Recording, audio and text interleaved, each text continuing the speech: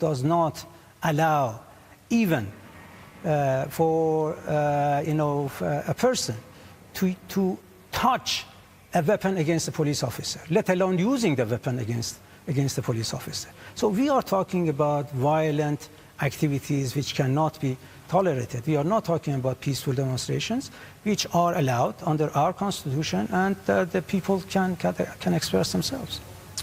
Minister Takhtarevanchi, as we speak, is it your feeling that Iran is on the brink of a breakthrough in diplomacy or another war? We are hopeful. We are hopeful that we can get the job done through peaceful means, although one cannot be 100% sure. That is why we have made every precautionary measures, to be alert, not to be surprised again, and not to use any chance to defend ourselves. So it's a mixed feeling. While we are heading towards negotiations, while we think that we should promote diplomacy, as we always do, at the same time, we have to be aware of any attempt by our adversaries, by our enemies, that are trying to hit us. That is why, while we are moving in the direction of diplomacy, at the same time, we will do whatever we can to protect ourselves, and our brave armed forces personnel are doing their greatest in order to defend the homeland. So possibly a deal is within reach. How long it will take, but it is within reach. We are, at least from our side, we can say that we are hopeful. At the same time, we do our best, but the other side has to prove that they are also sincere. Well, it's Marco Rubio said President Trump prefers a deal, but he said it's hard to get, very hard to get a deal with Iran. He says it's up to you. No, the ball is in America's court. I mean, they have to prove that they want to have a deal with us, and if there is a sincerity, if we see a sincerity on their part, I'm sure that we will be on a road to have an agreement. Thank you for listening to The Interview. You'll find more in-depth conversations on The Interview wherever you get your BBC podcasts, including episodes with the Mayor of Kyiv, Vitaly Klitschko, geopolitical expert Professor Helen Thompson, and Colombia's President Gustavo Petro. Until the next time, goodbye for now. From the BBC, that was The Interview. Good morning, Manitoba. You're listening to Information Radio here on CBC Radio 1. I'm Corey Funk, sitting in today for Marcy Marcusa. Hope you've emotionally recovered after yesterday's big game today. We do have a good show ahead for you. Let's say hello to the wonderful crew behind the glass today. Abby Adeyemi is our studio technician. Sierra Sanders is our studio director. Today she'll be keeping an eye on the commute as well. And Darren Morash is our YouTube producer. Hello to everyone on YouTube this morning. Let's also say hello to Megan Ketchison, who has a look at today's news headlines. Good morning. The Manitoba government is touting new measures to beef up safety at hospitals, but the union that represents healthcare workers say they're not impressed. The president of the Manitoba Nurses Union says it took violent incidents and complaints by nurses to spur the government on to think more about safety. And the contractor in charge of the Winnipeg Police Headquarters project will be back before an inquiry into cost overruns this morning. Amrik Barbakanians of Caspian Construction says he aggressively pursued civic officials during the bidding process, but he denies bribing then Mayor Sam Cates and CAO Phil Schiegel to get the contract. We'll hear some of the back and forth with the legal team coming up at 6:30. Thank you very much, Megan. Thank you. That is Megan Ketchison at our CBC News desk.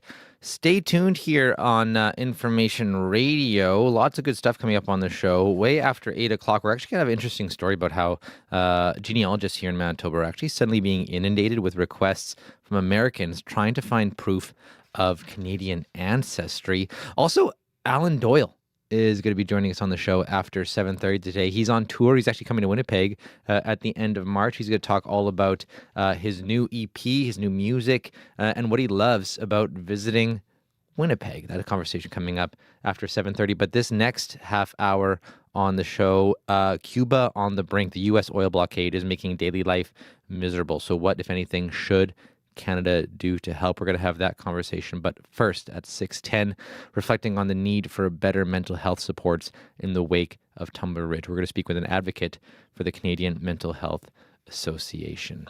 -12 right now here in Winnipeg at the Forks. We are heading for a high. Just got to warm up by 1 degree to -11 with periods of light snow. We'll have more on your forecast and everything else after World Report.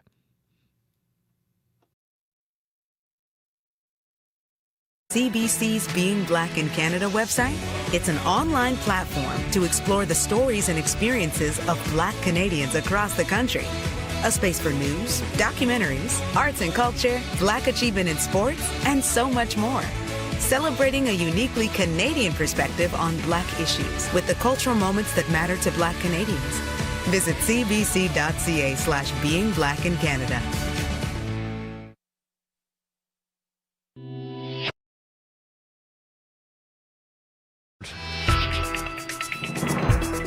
Good morning, I'm John Northcott.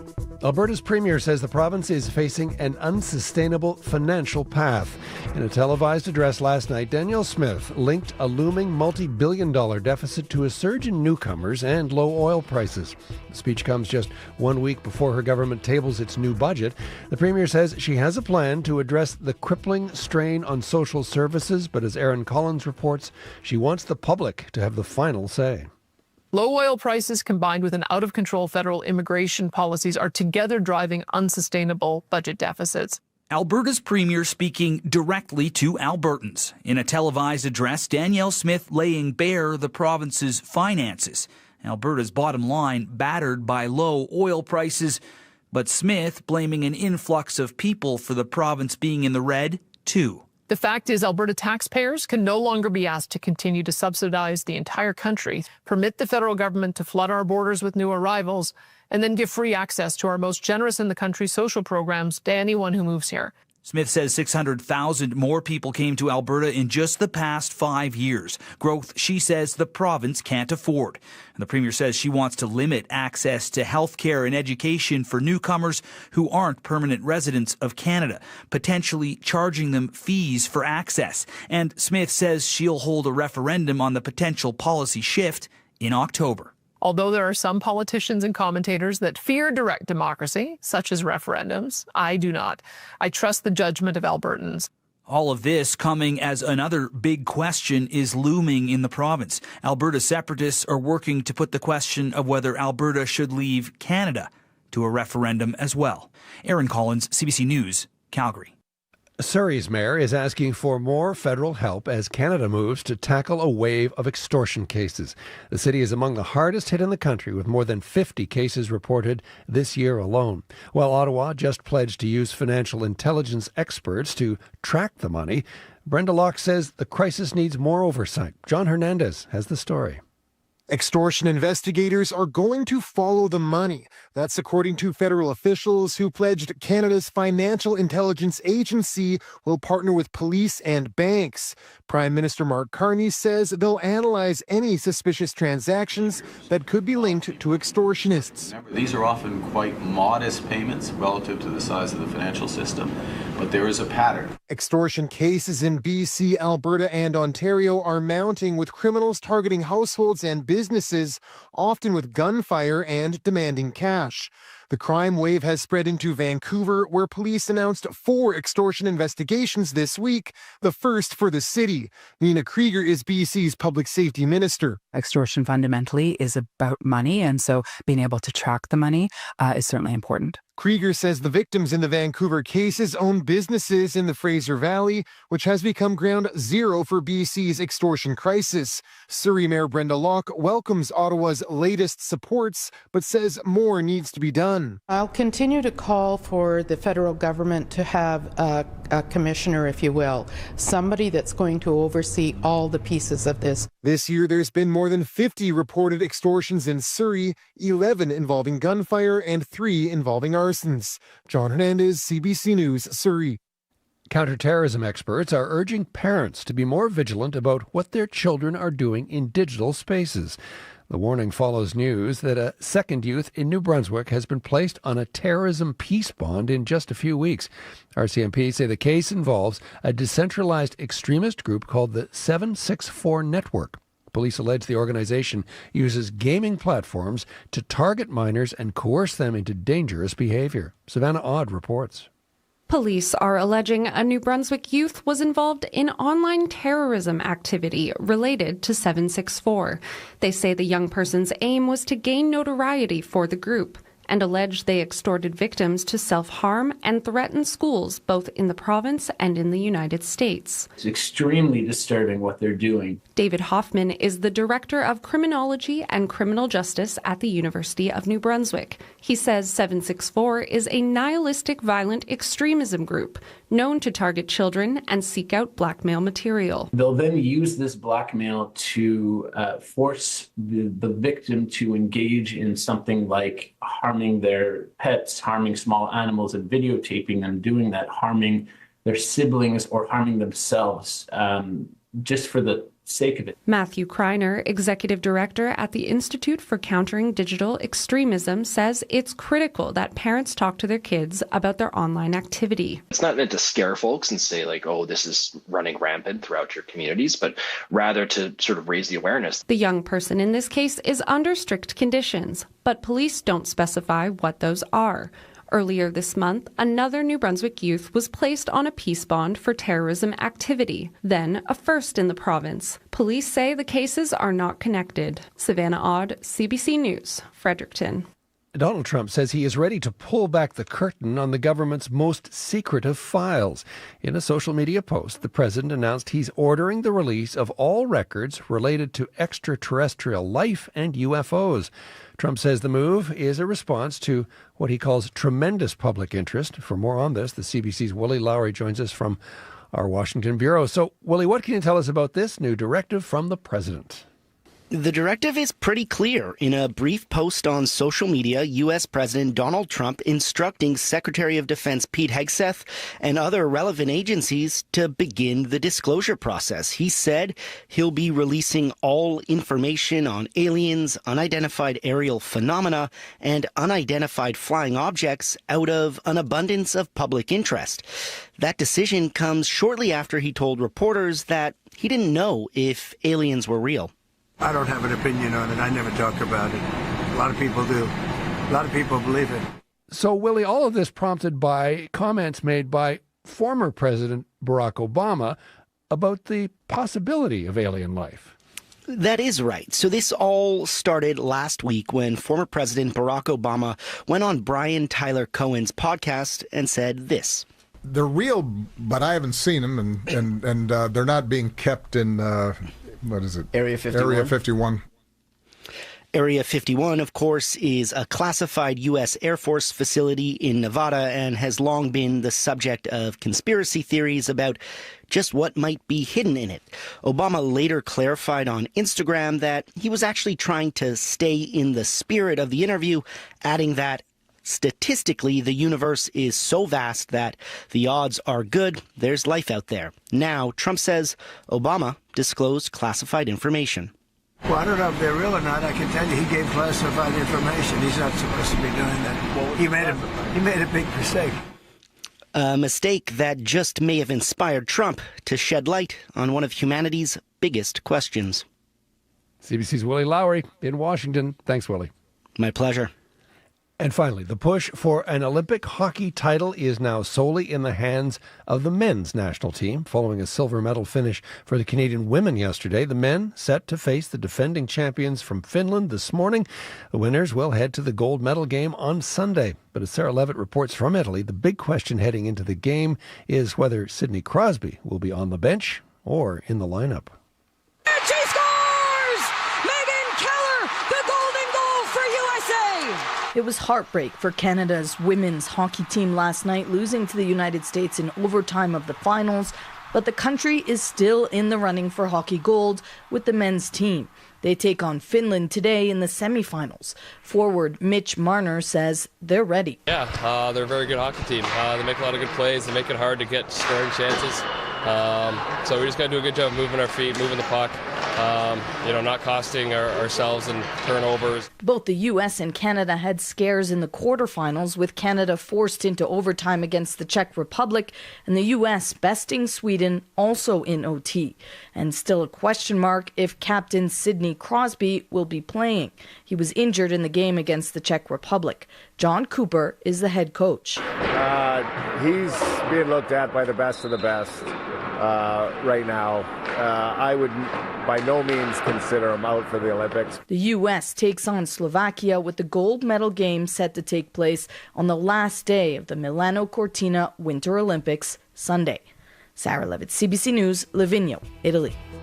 And you can catch live coverage of Canada versus Finland starting at 10:30 a.m. Eastern, noon in Newfoundland, or CBC Radio and the CBC Listen app. Well, that is the latest national and international news from World Report News anytime, cbcnews.ca, including a lot more on that big game today. cbcnews.ca. I'm John Northcott. This is CBC News.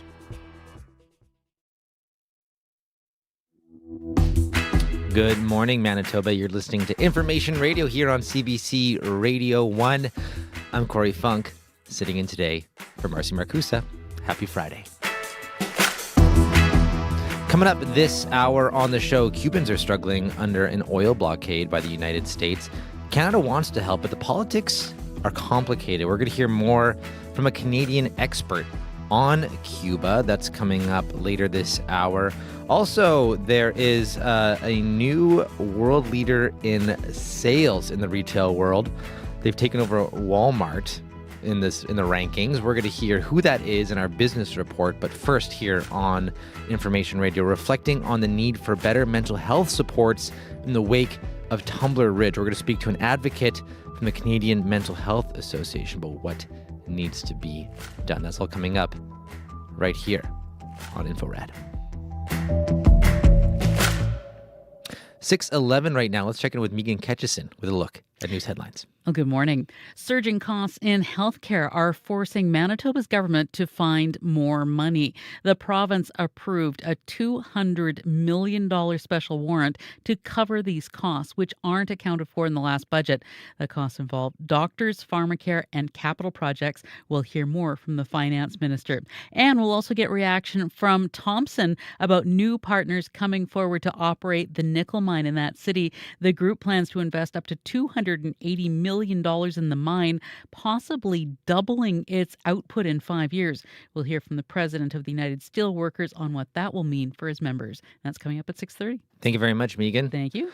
Abby Adeyemi, what's going on with the weather here? It feels, remember earlier this week when we were like, oh my gosh, where's all this snow? It's coming. Yeah, at least here in Winnipeg. But yeah, it went around us. But for folks around the Dauphin, Brandon, and even to the Steinbach area, they are still kind of really messy roads out there. So we're still going to have messy commutes this morning for folks in especially the Parkland region. So if you're coming from Brandon or heading towards Dauphin from the Brandon end, you should look out for accumulation on the highway. And this is due to that, massive low pressure system that has been dominating the week. But it's finally beginning to retreat. We're still getting light snow this morning. The system kind of left us with a parting gift. More like we're seeing like this cold front returning. We're looking at temperatures in the range of minus 20s in the northern part of the province, and the wind chill also factored in. But for Winnipeg and the Red River Valley region at this time, light snow, blowing snow at the airport, currently minus 13. The air feels quite heavy with the humidity this morning, so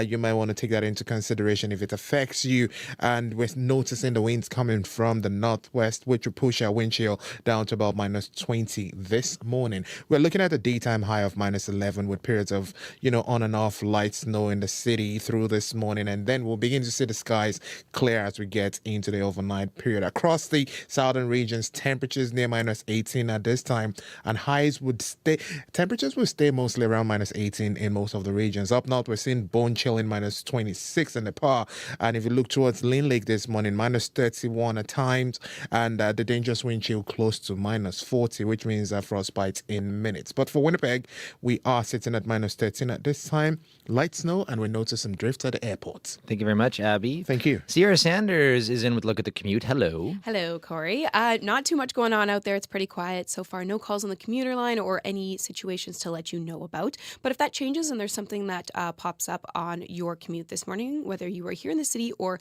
anywhere else in the province, I'd love to hear about it. Give me a call on the CBC commuter line. That number is 204-788-3093.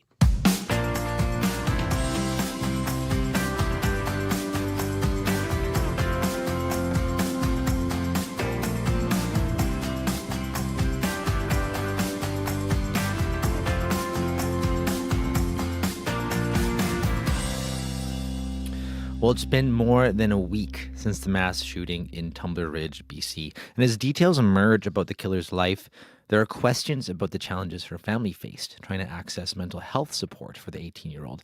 And that's prompted a wider discussion about how our healthcare system could better support people struggling, particularly in rural and remote communities. And joining me now is Marian Cooper. She's president and lead executive officer of the Canadian Mental Health Association National Office. And we've reached her here in Winnipeg. Good morning. Good morning, Corey. So just tell us a little bit about what the reality is, right now when it comes to accessing mental health resources here in Canada. For sure. Well, the tragedy in Tumbler Ridge, has broken our hearts, and, as do everyday mental health struggles of people across the country. This has really resonated, and it's devastating. So we extend our sympathies to the community and to everybody impacted by this tragedy. And the issues of access to care impact so many people. And so this broader conversation is so important. Accessing care in rural and remote areas across the country is a challenge because there's just often less resources. And we know that very well in Manitoba, with a province that's so geographically large and then so spread out and so diverse in terms of the communities that we are responding to and supporting. People, are often, waiting longer, especially when they need specialized services. They'll often have to travel long distances to be able to, and have to leave their community to access those services. So that becomes a significant barrier. And we know that the best mental health care that people get often is located in communities when community resources are able to be responsive in timely ways, and it's easy to access those supports. And what impact does that scarcity of resources have on families and parents, trying to find care for their children in rural, remote communities? Well, I think it's good to acknowledge that, when you're a parent and you are noticing that your child or your young person is struggling, you're often you're noticing that and you're thinking, oh, what's going on? And you get worried and you're hoping, okay, maybe there's just something happening and that they're going to work through this. And so you sit with it for a while, right? And then you often then think, well, who can I speak to about this to figure out, what can I do and what resources are available? So, it takes a lot of courage to ask for help and for parents to do that and for young people to ask for help. But when they do ask for help, and then if they're faced with, I'm not sure what resources we have or there's a long wait, that can just be so discouraging and so such a negative experience. And so early intervention, we need to be building our mental health care system based on early access, early intervention, and not waiting for things to get to a crisis point before you can access care, which unfortunately is often what is occurring in communities. So is virtual care then a possible solution? Or? It's a part of the solution. I would say that virtual care has definitely, brought resources into communities in a way that makes it more accessible, but it's not the only solution. We really believe that it's about a hybrid approach. It needs to be virtual care, community-based, in-person supports, early interventions available for parents and families and caregivers to support young people, and then services that are really youth-friendly and make it easy for youth to be able to get the help that they need, and supports for families to support their young people.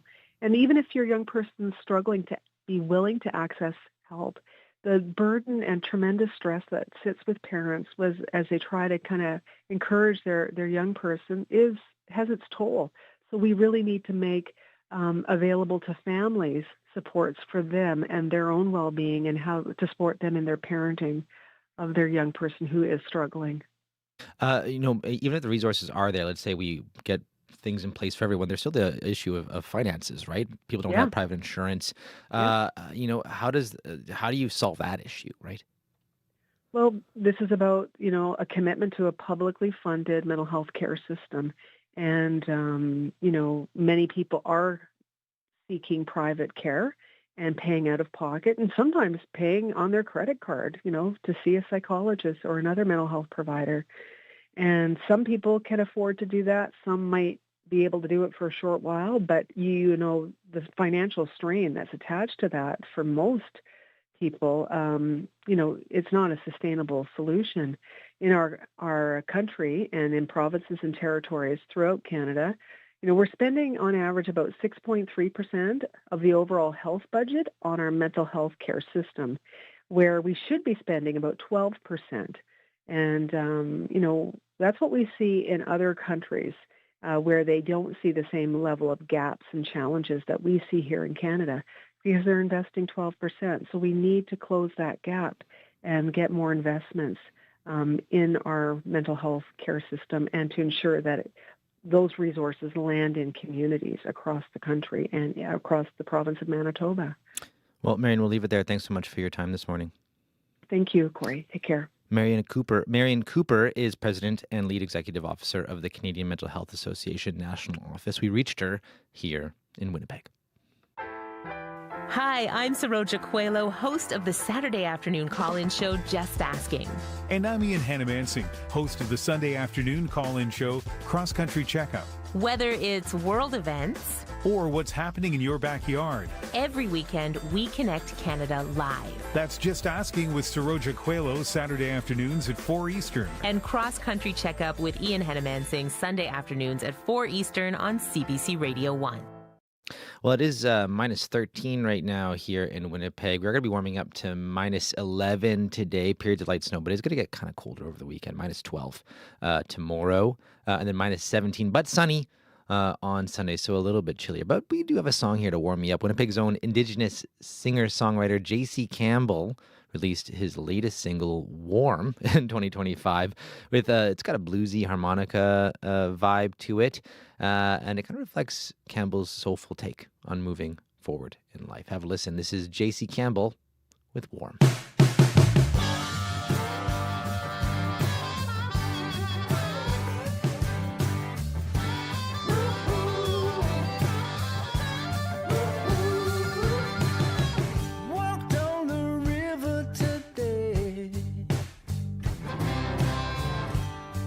Frozen, I took a step anyway.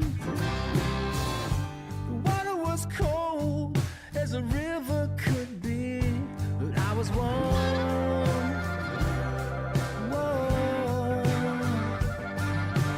Ooh, yeah.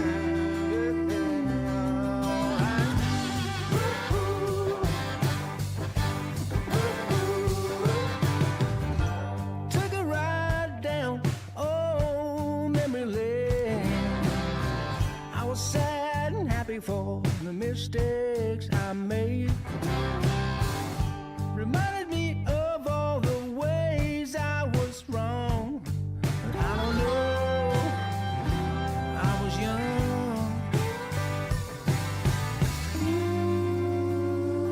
Ooh, yeah.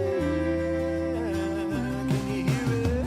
I think I'm doing fine. Can't break this state of mind.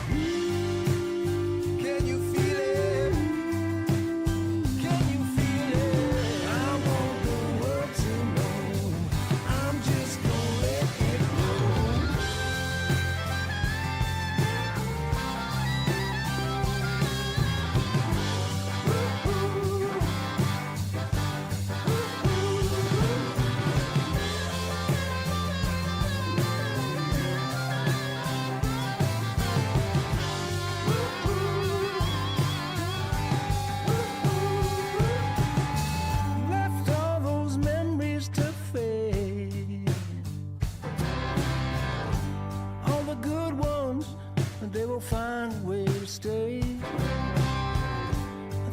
could hold on to cold and to tears. But I was warm, so warm.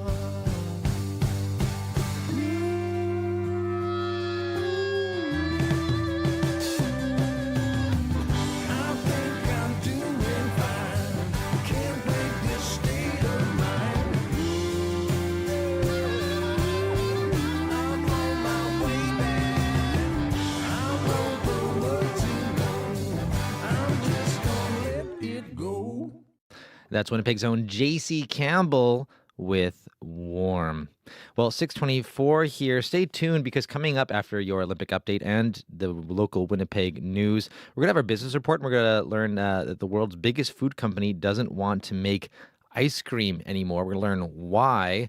Also, stay tuned because after 7:10, we're all going to have another kind of business center discussion about that new $280 million deal for Thompson's nickel mine. We're going to talk with the mayor of Thompson about what that means for the community coming up after 7 o'clock. Stay tuned right now, though, your CBC Olympic update.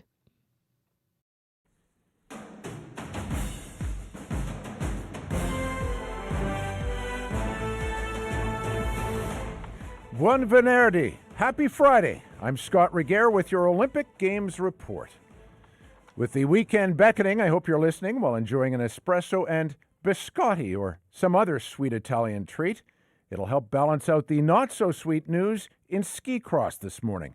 My Olympic report co-host Sonali Karnik joins me now. Sonali, it wasn't to be for a strong Canadian contingent. You know, sadly not for opening ceremony's flag bearer, Marielle Thompson.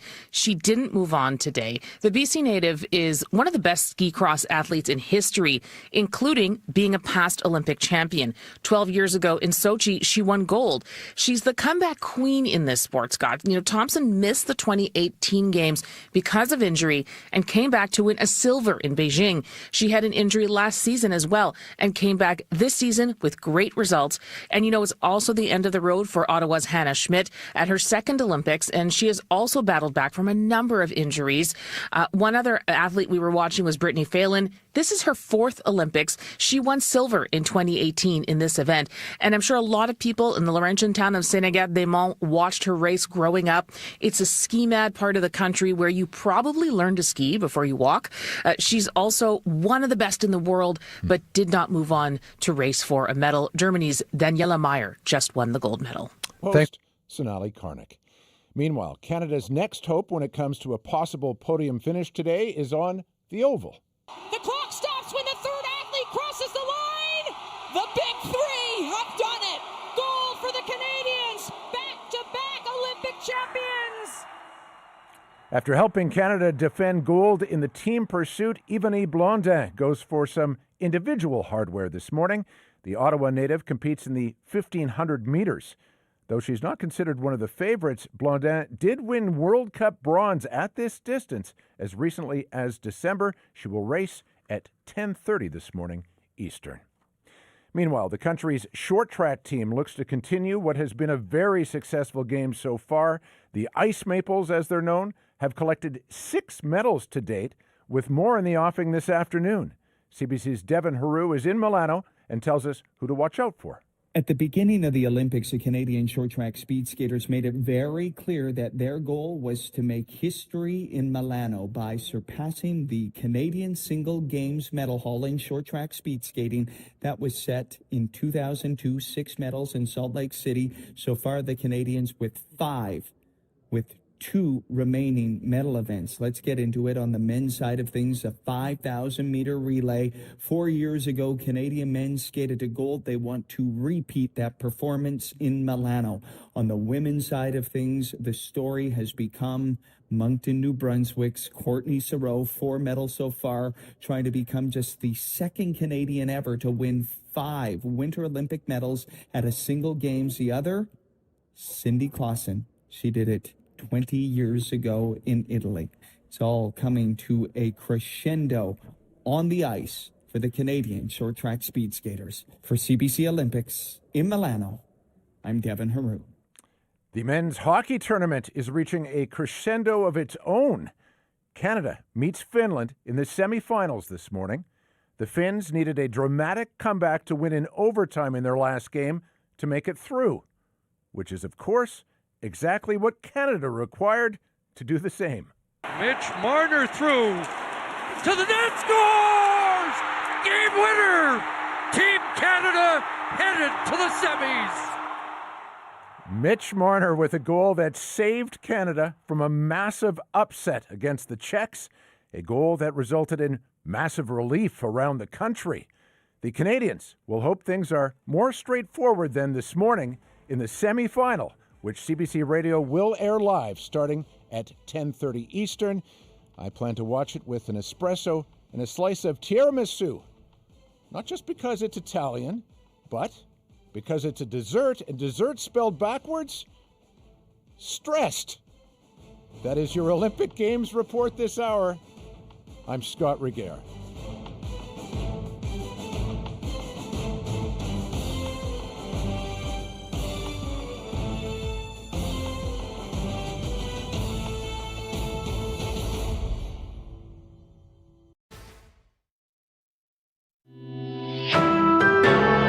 This is CBC News.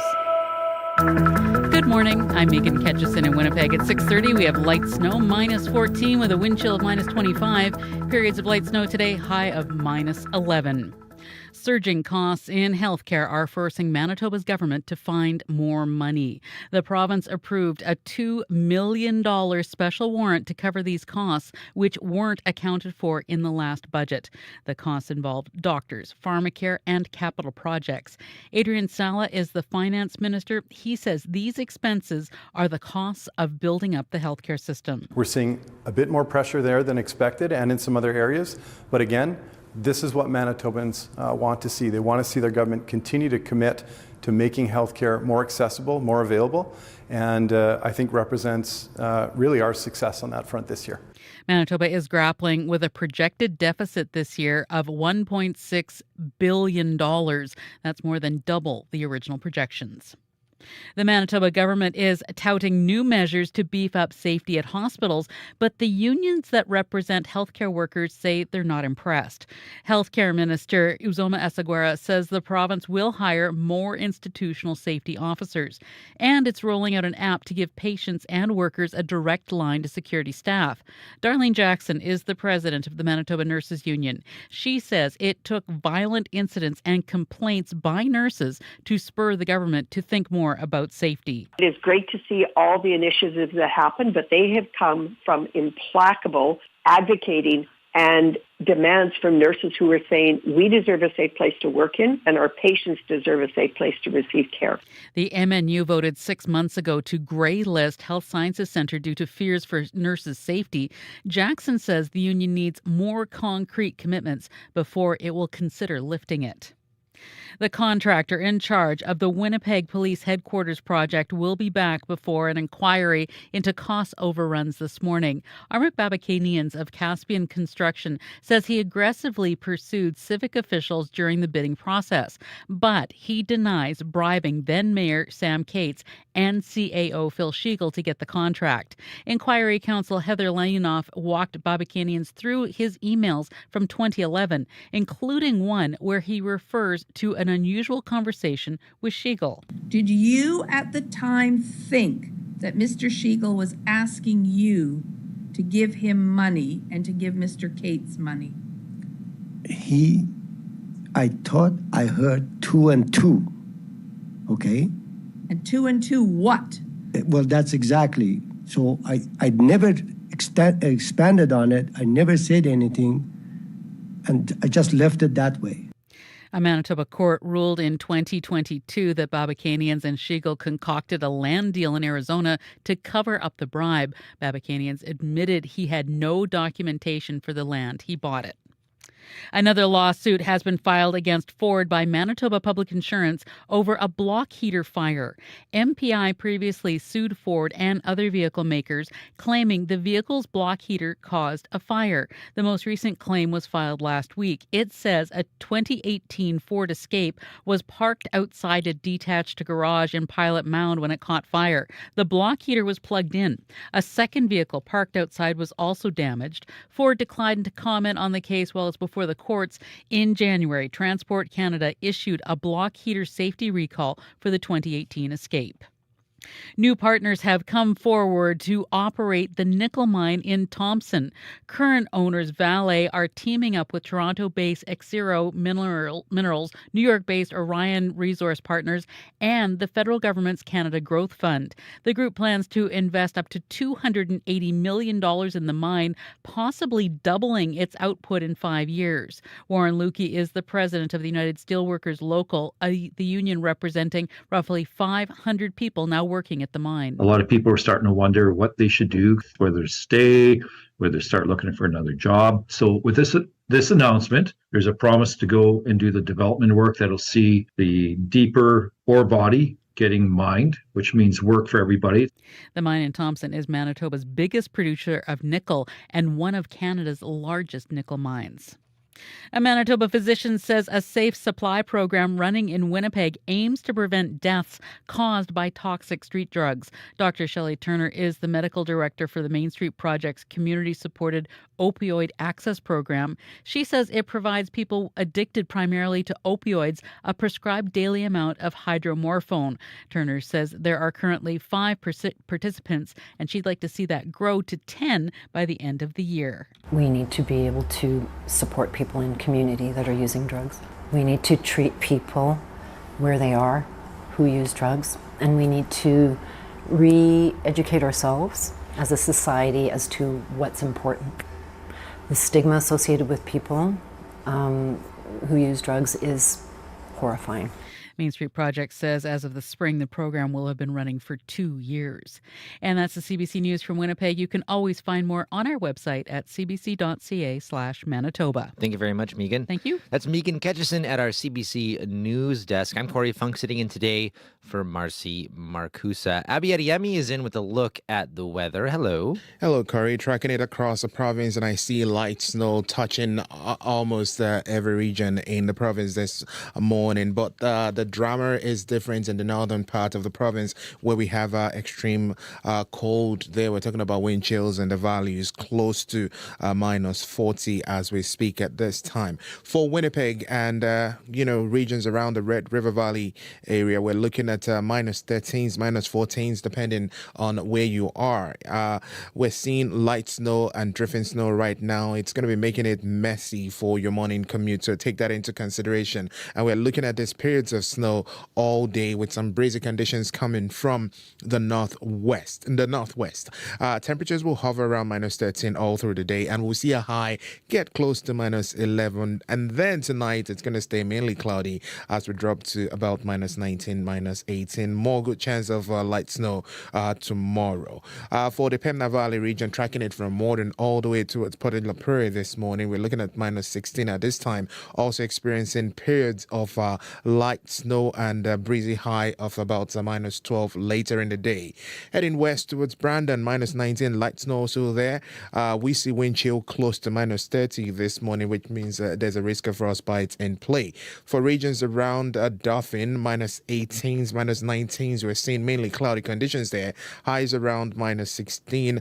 A good chance of light snow through the day for folks in the Parkland region. Now, tracking conditions towards the Interlake region, we're looking at minus 16s also there. Periods of light snow for today. You warm up to about minus 11 later. Then we cross over into the northern part of the province, tracking it from the Par, Flin Flon and surrounding communities. We're looking at temperatures between minus 25 and minus 28 at this time. Morning wind chill feels like minus 30. For Thompson, minus 19 at this time. Light snow in play. That should end sometime in the afternoon. Then you warm up to about minus 14. For Gillam, minus 26 at this time. You reach a high of minus 16, though the morning wind chill feels like minus 34. Lynn Lake is at minus 31. We're seeing dangerous wind chills close to minus 38 there. And then Tudula Lake, minus 24 this time. The wind chill feels like minus 30. You have light snow also falling there. Finally, Churchill, minus 22, mostly cloudy at this time, a good chance of snow, and you will get the wind chill around minus 33. So it's more like a snowy day for the southern part of the province, and then up north they're dealing with a wind chill. But for Winnipeg right now, we're seeing temperatures close to minus 14 in some areas, and we do warm up to about maybe minus 11 later in the day. But the periods of snow will stay with us all day. Thank you very much, Abby. Thank you. That's Abby Adeyemi. And Sierra Sanders is in with a look at the commute. Hello. Hello, Corey. Been pretty quiet so far on the commuter line. Haven't heard of anything popping up or getting in folks' way so far this morning. But we'll take a quick look here at the highways according to Manitoba 511. Seeing a lot of highways being reported as partly covered, and a lot of highways north of the city and south of Winnipeg, I should be saying, are being reported as partly covered and with reduced visibility. So you want to keep that in mind if you are heading out. So far, the number one is looking pretty good as you head out west. It is being reported as bare, so that is some good news here. But you want to keep an eye out for those highways north of the city, even out east as you get out of Winnipeg there. They are being reported as partly covered. Some are even being reported as covered. And then in areas such as Wawanesa, Souris, Killarney, Cartwright, Crystal City, all of those highways around there are being reported as partly covered. So keep that in mind if you are heading out on the highways today, and make sure to check Manitoba 511 for up-to-date conditions and any situations that pop up out there. But if there is something that's getting in your way and you want to let me know about it, give me a call on the CBC commuter line. That number is 204-788-3093. Thank you very much, Sierra. Thank you. That's our studio director, Sierra Sanders. Well, Crystalie Ramlakan is here with the Business Report. Good morning. Hey, good morning, Corey. So Walmart has now been surpassed as the world leader in sales. So which company took over? Well, Amazon is now the largest company on the planet when it comes to sales. Probably not surprising for a lot of people who shop on Amazon. And now it has broken Walmart's 13-year streak at the top of the list. Now, the two companies are still significant competitors in consumer retail, but Amazon's growth in things like cloud computing and other businesses have really helped it overtake Walmart.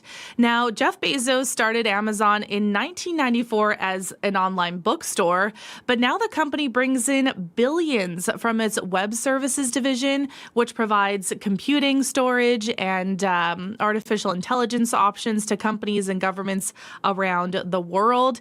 And it brought in more than $100 billion from advertising and Prime subscriptions.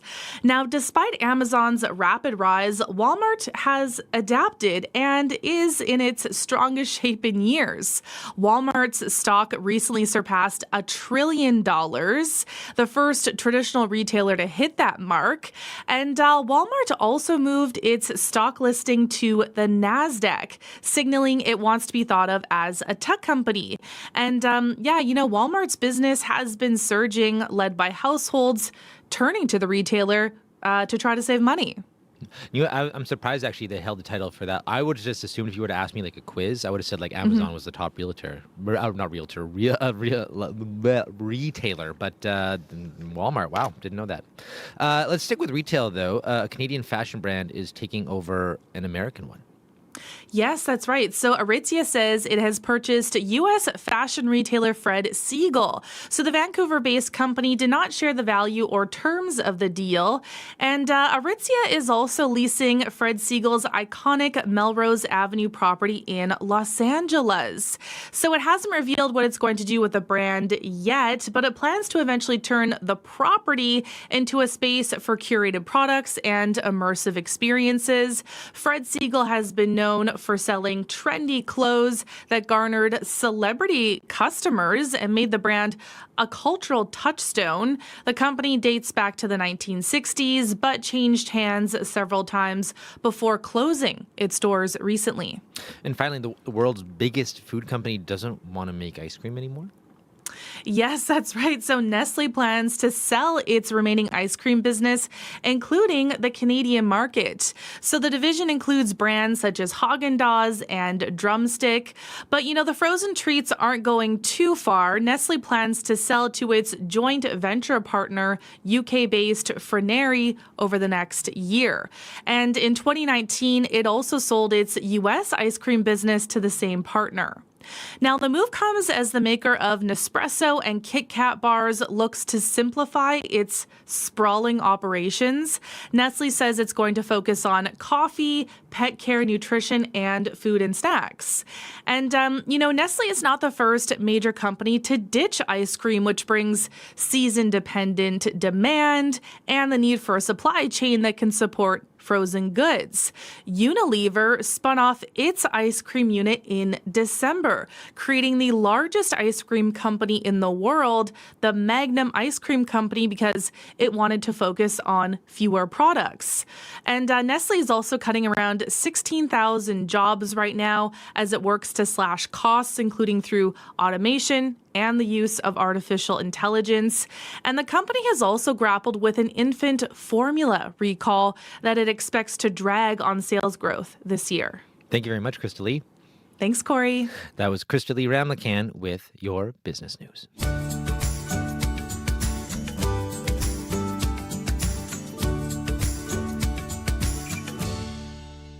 6:44 right now, and Festival de Voyageurs is entering their last weekend, and the festivities do continue tonight. One of the bands taking the stage is Winnipeg-based Neighbor Andy, and here they are with their newest single. This is Niagara Street.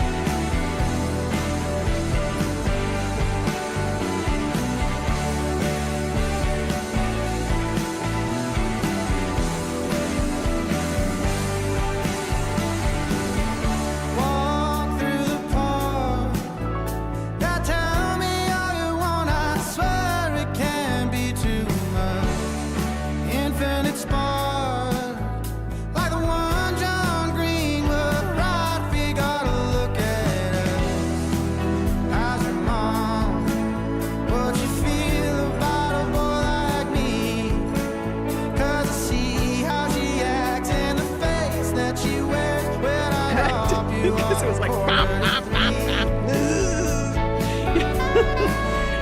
Wow, why is that happening next door to our own house? Guys with hard hats all over the place. And but the biggest thing is we have very long walks to our bathrooms now. We don't have any place to go make up or find a sink even, like to get a glass of water. You have to walk really far for that. So if you have a dish, you need to rinse out. Because our kitchen has been blown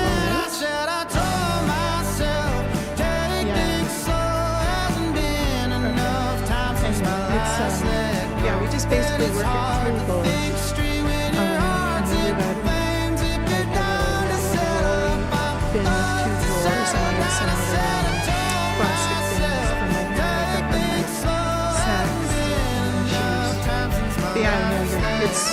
we're not hot desking, but it feels like hot desking because you can't really set up camp anywhere. Sure do.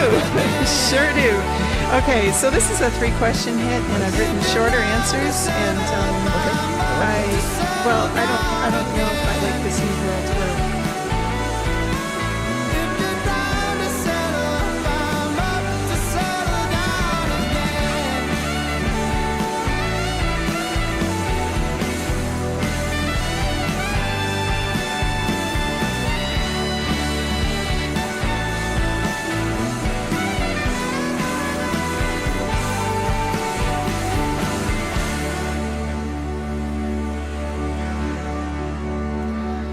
That's Winnipeg's neighbor Andy with Niagara Street. You can catch them tonight at Festival de Voyageurs. They'll be closing out the Tente Rivière Rouge.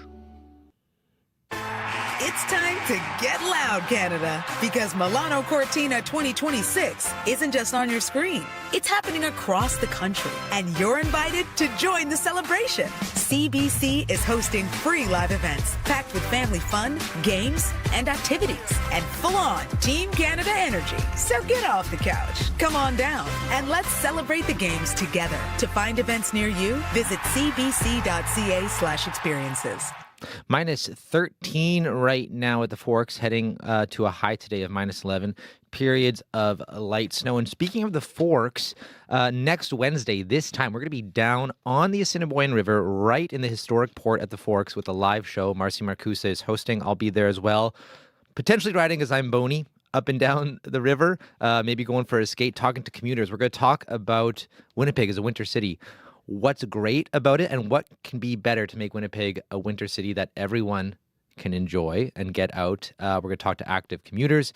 We're going to talk to people looking to make Winnipeg a better place to enjoy in the winter. And actually yesterday, I actually went to go gather some audio on the river. And I ran into someone where you're going to hear on Wednesday who actually flew here just to skate the river. They came here from Kingston, Ontario, and it was a tourist destination, which I think as a Winnipegger sometimes surprises us that people want to just come here for vacation. But it is a thing, and it's clearly the river trail is more of an attraction than just to us. It actually is to people around Canada, which was a nice reminder to hear from folks. So if you do want to come down, we're going to have a fire. We're going to have Bike Winnipeg also. They're going to be there with coffee. And if you are biking, walking, whatever, you can come on down, get a coffee. You can come sit by the fire. And maybe we'll even pull you on air to talk a little bit about Winnipeg as a winter city. So come join us next Wednesday at the Forks, right down on the river. Well, next up here on Information Radio, in Cuba, people are living with water and electricity shortages because of the U.S. oil blockade. Almost every aspect of daily life is affected without fuel supplies. Mexico has sent some humanitarian aid, and there is pressure in Canada for the federal government to do something to help too. But it's complicated because of our own relationship with the U.S. And for more, we're joined by John Kirk. He's a professor emeritus of Latin American Studies at Dalhousie University. We've reached him in Halifax this morning. Good morning. Good morning, Corey. So describe just the living conditions right now for ordinary Cubans. Sure. I was in touch with some friends in Havana earlier this morning to see how things were. Yesterday wasn't too bad. They were only without electricity for 10 hours. In some days, it's been 18 hours. The situation is very bad, and it all comes down, as you pointed out, to the lack of fuel. There are daily blackouts throughout the island, in some cases up to 20 hours. Because of the lack of fuel that originally came from Venezuela and then was stopped when the president was taken out the equation, and then Mexico provided some, and then that was stopped when President Trump threatened tariffs anyone who provided fuel. Cuba now has enough fuel for 3 weeks. There's no public transportation. Factories are closed. The economy is paralyzed. An increasing problem is access to food, because food, bringing it in, trucking it in from the countryside is difficult when you've got such fuel outages. There's been no garbage pickup for several weeks throughout the country. There's no, again, priority bringing garbage is not that great. That has led to health problems with mosquitoes breeding and causing major problems. And healthcare probably is the most serious of the challenges facing Cuba.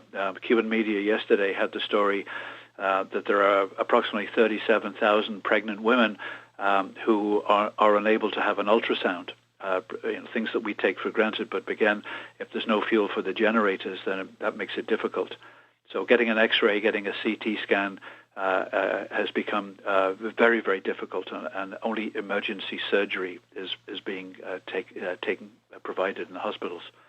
Drinking water is also affected because in many cases it's pumped by electricity.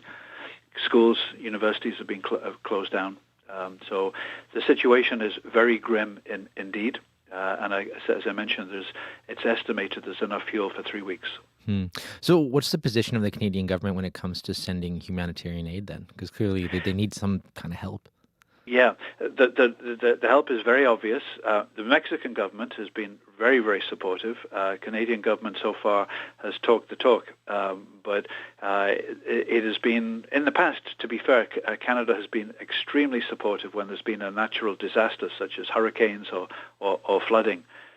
This time around, it's been different. The Bloc Québécois leader, the NDP leader, have in the Parliament have called for immediate assistance and food aid. They've quoted the Davos speech of the Prime Minister that no one should stay silent in the face of economic intimidation. But so far, and Minister LeBlanc in Mexico with a huge trade delegation has sounded positive. He's talked about Canada needs to provide assistance, maybe learn from Mexico, and maybe cooperate with Mexico in providing providing food. Oil is definitely off the table because of the tariffs. But so far we've talked the talk, but as far as I know, there are no commitments that have been made to provide food aid to Cuba at the moment. In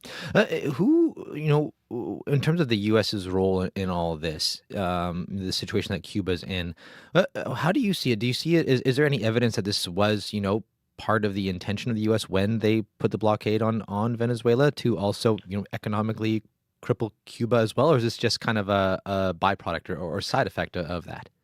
No, I think that was part of the equation. If we go back in the 1 year that Donald Trump has been president, you may remember that he renamed the Gulf of Mexico, became the Gulf of America. There have been, I think, 30-odd alleged drug launches that have been killed or been destroyed, with 150 people killed. The threats against sending troops into Mexico to deal with drug dealers, the same with Colombia. This part of a strategy to impose the Donroe Doctrine, as he calls it, playing upon the 19th century Monroe Doctrine, and to emphasize U.S. control of the Western Hemisphere. The threats against us in Canada, the 51st state, I think, are also part of the same, the big plan. But in terms of Cuba, it's important to bear in mind that the Secretary of State, Marco Rubio, is a Cuban American. He is his family are exiles from pre-revolutionary Cuba, but he's made his entire political career threatening to bring about regime change and economic collapse in Cuba. And I think that he's the person behind the throne who has been leading the U.S. and the Trump administration to consider this strategy. So to answer your question, this has been a deliberate strategy. So then what lies ahead then for Cuba in terms of not only aid, but just, potentially a path to getting, fuel just generally returning to Cuba? You think that's on the table in the near future? Well, I think that Mexico has shown the way with food aid. 800 tons were delivered by the Mexican Navy at the weekend, and the 1,500 tons of milk powder are on the way. In terms of fuel, I think that's the key thing, and it's unclear whether Russia will provide fuel. It's got its own economic difficulties because of the invasion of Ukraine. At the moment, it's unclear where fuel is going to come from. It's unclear whether the U.S. pressure under a very unpredictable president will impose itself, or whether Cuban resilience. Cubans have resisted American pressure for 67 years.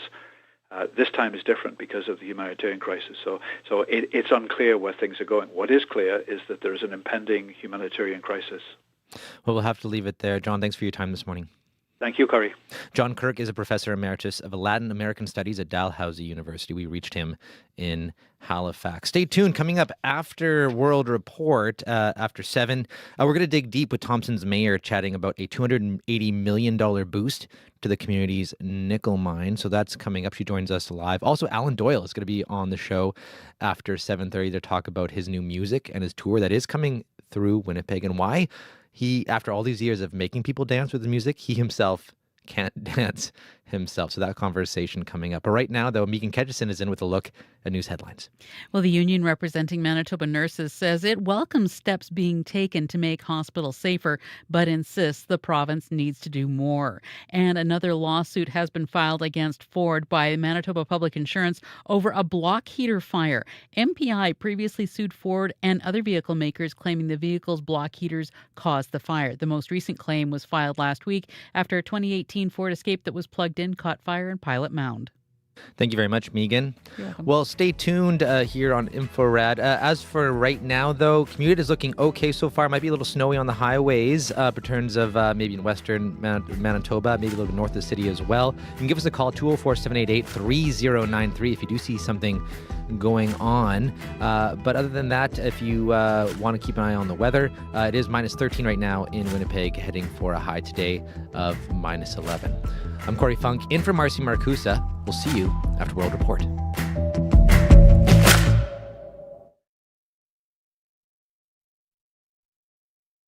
CBC Nonfiction Prize is one of the most prestigious writing prizes for original unpublished works in Canada, and it's now open. Up for grabs, cash prizes from the Canada Council for the Arts, a 2-week writing residency at the Banff Centre for Arts and Creativity, and your work published on CBC Books. Contest closes March 1st. The 2026 CBC Nonfiction Prize. For rules and more, go to cbcbooks.ca. This is World Report. Good morning, I'm John Northcott. Alberta's premier says the province is facing an unsustainable financial path. In a televised address last night, Danielle Smith linked a looming multi-billion-dollar deficit to a surge in newcomers and low oil prices. The speech comes just 1 week before her government tables its new budget. The premier says she has a plan to address what she describes as the crippling strain on social services. But as Erin Collins reports, she wants the public to have the final say. Low oil prices combined with an out-of-control federal immigration policies are together driving unsustainable budget deficits. Alberta's premier speaking directly to Albertans. In a televised address, Danielle Smith laying bare the province's finances. Alberta's bottom line battered by low oil prices, but Smith blaming an influx of people for the province being in the red, too. The fact is, Alberta taxpayers can no longer be asked to continue to subsidize the entire country, permit the federal government to flood our borders with new arrivals, and then give free access to our most generous in the country social programs to anyone who moves here. Smith says 600,000 more people came to Alberta in just the past 5 years. Growth, she says, the province can't afford. And the premier says she wants to limit access to health care and education for newcomers who aren't permanent residents of Canada, potentially charging them fees for access. And Smith says she'll hold a referendum on the potential policy shift in October. Although there are some politicians and commentators that fear direct democracy, such as referendums, I do not.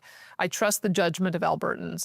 All of this coming as another big question is looming in the province. Alberta separatists are working to put the question of whether Alberta should leave Canada to a referendum as well. Erin Collins, CBC News, Calgary. Surrey's mayor is asking for more federal help as Canada moves to tackle a wave in extortion cases. The city is among the hardest hit in the country, with more than 50 cases reported this year alone. While Ottawa just pledged to use financial intelligence experts to track the money, Brenda Locke says the crisis needs more oversight. John Hernandez has the story. Extortion investigators are going to follow the money. That's according to federal officials who pledged Canada's Financial Intelligence Agency will partner with police and banks. Prime Minister Mark Carney says they'll analyze any suspicious transactions that could be linked to extortionists. Remember, these are often quite modest payments relative to the size of the financial system, but there is a pattern. Extortion cases in BC, Alberta, and Ontario are mounting, with criminals targeting households and businesses, often with gunfire and demanding cash.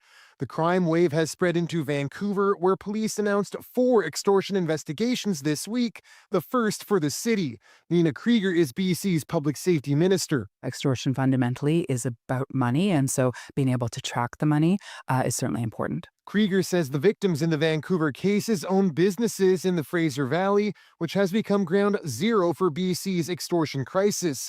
Surrey Mayor Brenda Locke welcomes Ottawa's latest supports, but says more needs to be done. I'll continue to call for the federal government to have a commissioner, if you will, somebody that's going to oversee all the pieces of this. This year, there's been more than 50 reported extortions in Surrey, 11 involving gunfire and 3 involving arsons. John Hernandez, CBC News, Surrey. Counterterrorism experts are urging parents to be more vigilant about what their children are doing in digital spaces. The warning comes following news that a second youth in New Brunswick has been placed on a terrorism peace bond in just a few weeks. RCMP say that the case involves a decentralized extremist group called the 764 Network. Police allege the organization uses gaming platforms to target minors and coerce them into dangerous behavior. Savannah Odd reports. Police are alleging a New Brunswick youth was involved in online terrorism activity related to 764.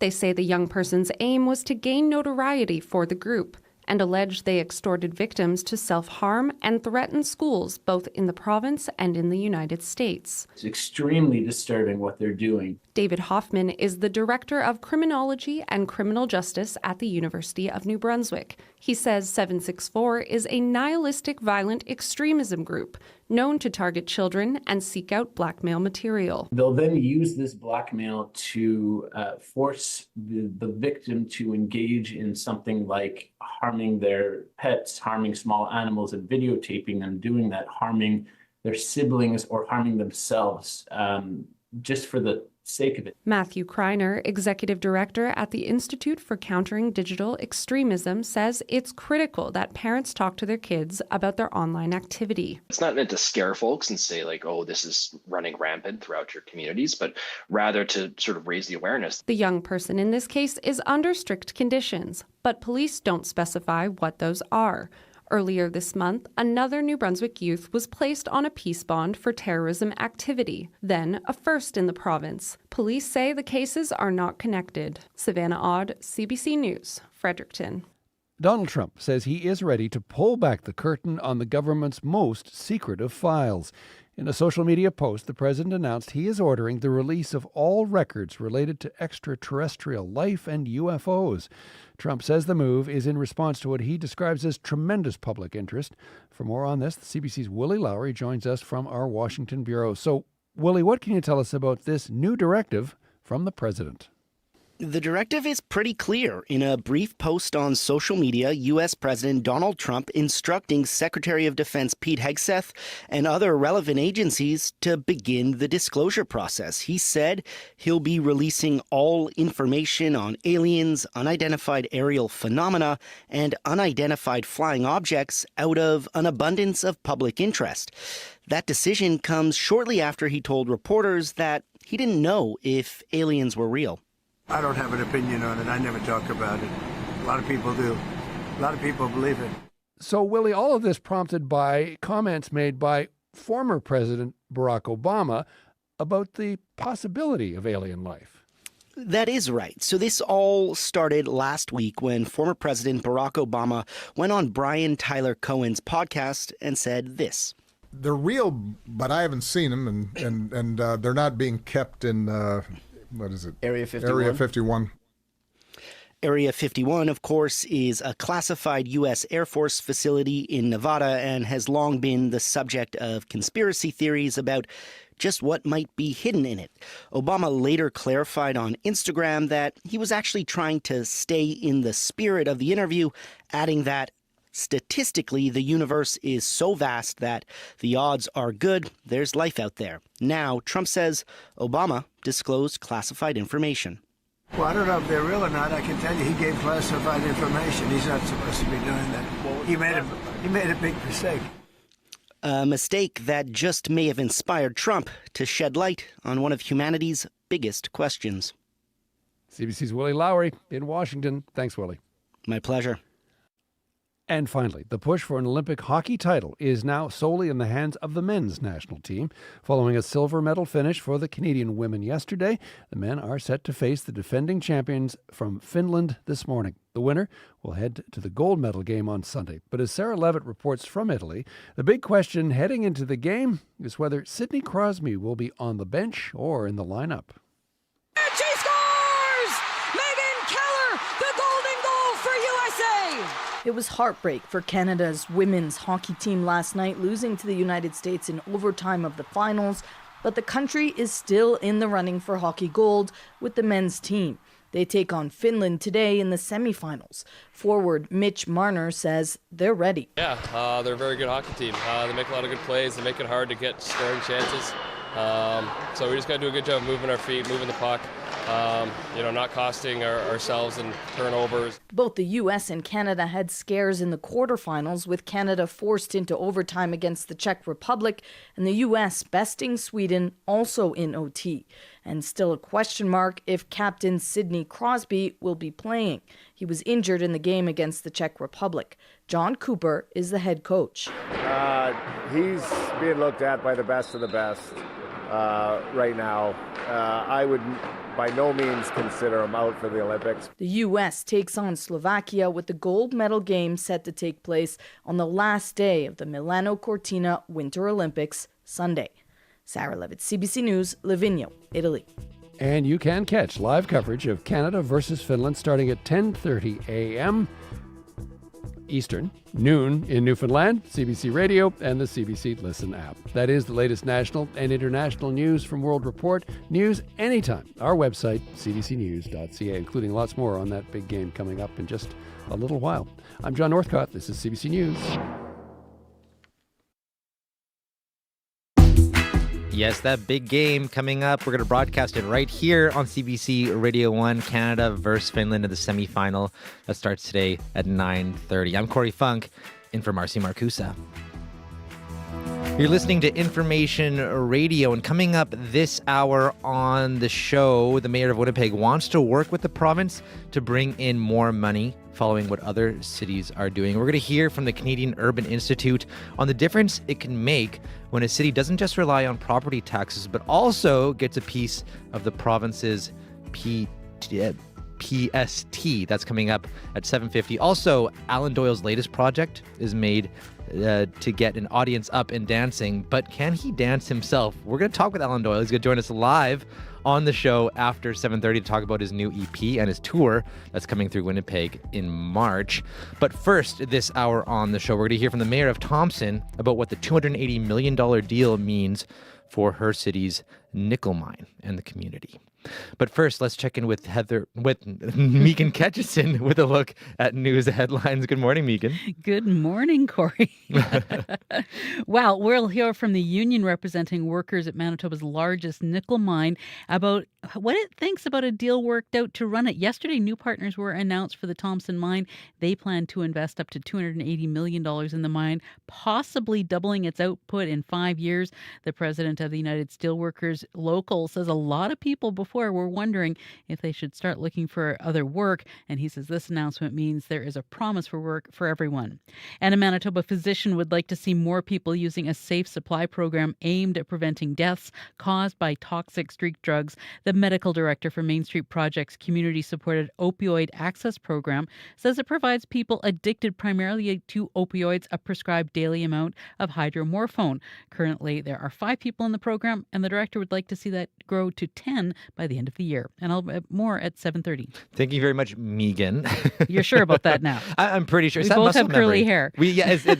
You look so similar. Yeah. Yeah, that's exactly right. Thank you very much, Megan. Bye-bye. That is Megan Kedgerson, not Heather Wells, today at our CBC News desk. Let's check in with Arabi Adiyemi, who's keeping an eye on the weather. Hello. Hello, Corey. We're looking at light snow and chilly conditions. Those are the main story as temperatures hover between minus 11 down south, and we see minus 31 towards the northern part of the province this morning. For Winnipeg and the Red River Valley region, currently sitting between minus 13 and minus 16, depending on where you are in Winnipeg. Light snow and drifting snow on the road, so you can expect periods of snow on and off through the day. This would continue throughout the day with, some windy conditions from the northwest. We'll see a highs around minus 11 later today, and then we'll begin to see the snow taper off later as we get set to go into the overnight period. Temperatures across south, we're looking at minus 15 to minus 18,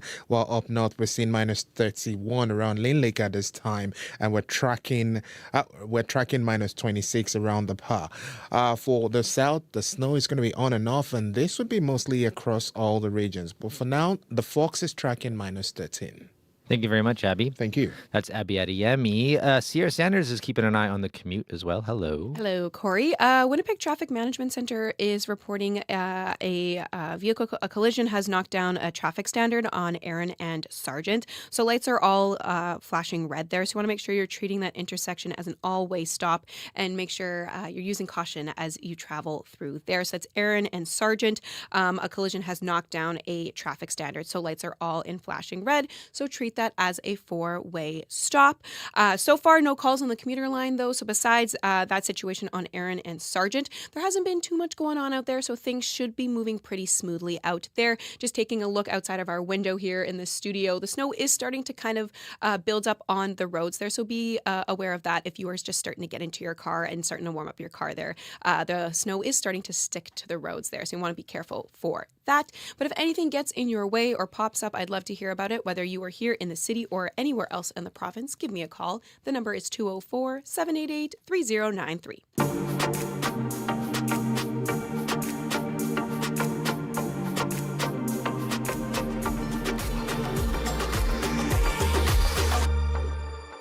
Well, the Thompson nickel mine is getting a big boost, up to $280 million to keep the Vale mine running. Vale Base Metals announced a new partnership with the federal government and two private companies, Toronto-based Exero Minerals and New York-based Orion Resource Partners. The deal comes after Vale announced a review of its Thompson operations last year, which included a possible sale. Here's what Premier Wab Kinew said about the deal yesterday to CBC's Ian Fraze. You know, there were fears that it would get sold or it was closed, and now we have multiple companies teaming up to buy into it. What do you attribute this interest to? Well, I think there's great miners in Thompson. You have people who know what they're doing. You have a large amount of nickel and other metals there, and you have a lot of know-how in the region. So this is an attractive proposition. When you look at commodity prices globally, there always is that super cycle that they talk about. So buying low and selling high is that age-old recipe for success in business. So I think some smart folks have put together a deal here that allows them to get in on the Thompson mining activity while nickel prices are down. And eventually when that super cycle bounces back and commodity prices go up again in the future, they'll make money off of it. The Thompson community will be able to still see their housing values and incomes maintained. And of course, as the province, having that northern hub of Thompson with vitality and jobs and work is just so important. So it's a real good news story. That was Premier Wab Kinew speaking with reporters yesterday. Thompson Mayor Colleen Smook joins us now to talk about what this means to the people in Thompson. Good morning. Good morning. So just first, tell us a little bit about how important the Vale mine is for Thompson. Just how significant is it? Well, that is what started Thompson, 60 plus years ago. So it's definitely important. But more important, the region has grown. We have, Thompson's only 13,000 people, but we're basically home to 65,000 people altogether in the region that operate and work with us. So this announcement means that we're just only going to grow and be able to provide better services to one and all. And definitely, mining has always been great partnerships with Thompson. Just the employment that goes in, the good dollars over the last few years has been lower prices and a bit of a down in their numbers. We've seen that just in where the taxes go a bit higher. So when we have other ways and means, the grant in lieu that we get from the mining company when they're here, it definitely helps bring in the services and that we definitely need for our community and our area. So how did you feel when you heard about the deal to keep the Valley Mine open?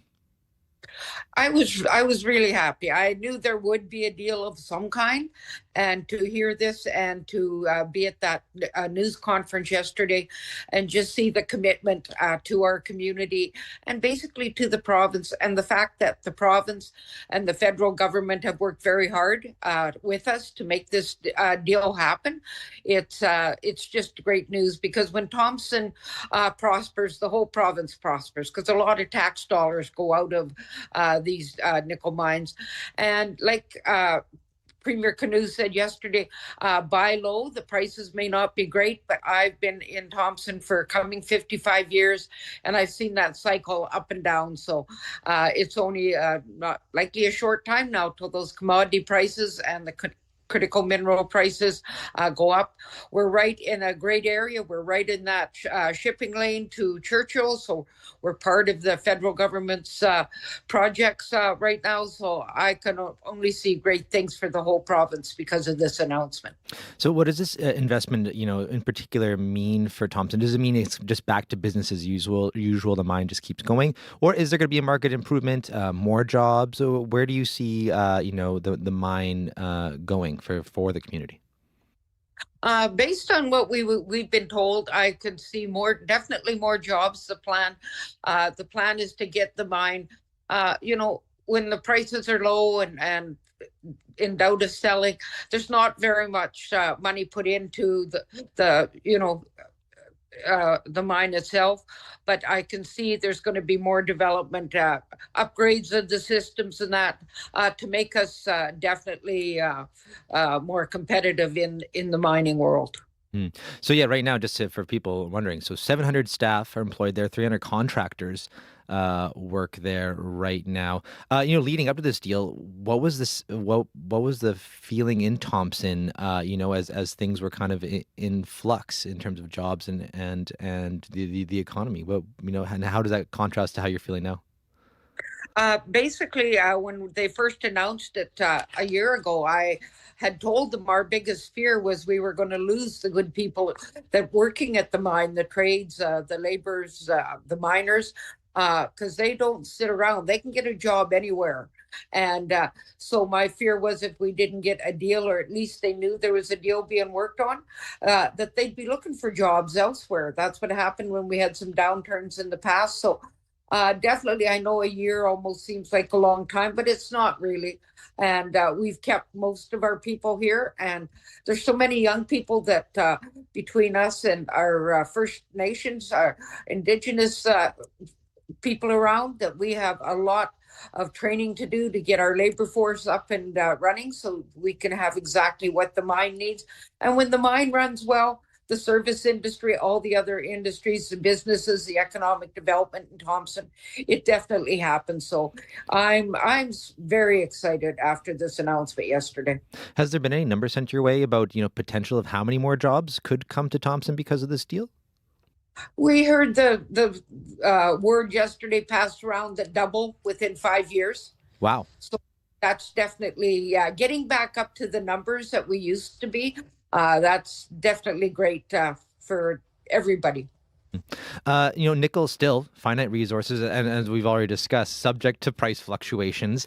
How are you hoping to seize this moment in the next few years, assuming, this deal does bring a little bit more prosperity to the town, to ensure that, the city is set up for success in the long term if anything does happen to the nickel mine, or if, the nickel eventually runs out? Well, we definitely haven't been sitting still waiting for the nickel mine. We've got a new airport, that's about to open. So it's been business as usual. Our schools have been doing their upgrades to make sure, that they're upgraded for all the students and stuff that we had. Basically, we've got a new development, 88-acre development. It's going to have housing, economic businesses and that. So we haven't stood still waiting for this deal, as we knew something was going to happen. You can't leave all this great nickel in the ground. So it was only a matter of time, and all the stars aligned, and yesterday was the announcement. Could you see one day when mining isn't the main economic driver of Thompson? Where you've diversified enough where you could depend on other means? Well, it definitely could be at some point, but as I say, we're in the hub for 65,000 plus. We're the main hub on the way to Churchill. Basically, if we could live without the mine, it would be a totally different lifestyle. But definitely Thompson will always be here in one way or another. But like I said, with the mine, it brings a lot more prosperity, a lot more high-paying jobs. So we can, we just have to change our way of thinking. Thompson will always be here and always be prosperous in its own. Well, we'll leave it there. Thank you so much, Mayor Smook. Really appreciate your time. Thank you. Colleen Smook is the mayor of Thompson. 7:23 right now, and stay tuned because after your Olympic update and your local news, Alan Doyle is joining us on the show to talk about his new music and his new tour that is coming through Winnipeg, and why, despite years of making people dance with his music, he still can't dance himself. So that's coming up after your Olympic update. Also, stay tuned. You got some other good stories coming up here on Information Radio. We're also going to be hearing from the Canadian Urban Institute to talk a little bit about how cities fund themselves. Winnipeg depends mainly on property taxes, but other cities in Canada, like Saskatoon, Regina, also get a slice of the provincial sales tax. And we're going to hear what that does for those cities and the difference it makes for taxpayers and for city services, and whether that's something that could work here in Winnipeg. So that's coming up here on Information Radio. Stay tuned. Up next, though, is your CBC Olympic Report right here on CBC Radio 1.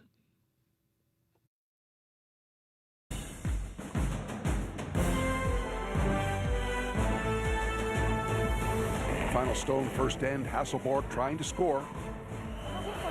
Here comes the tap.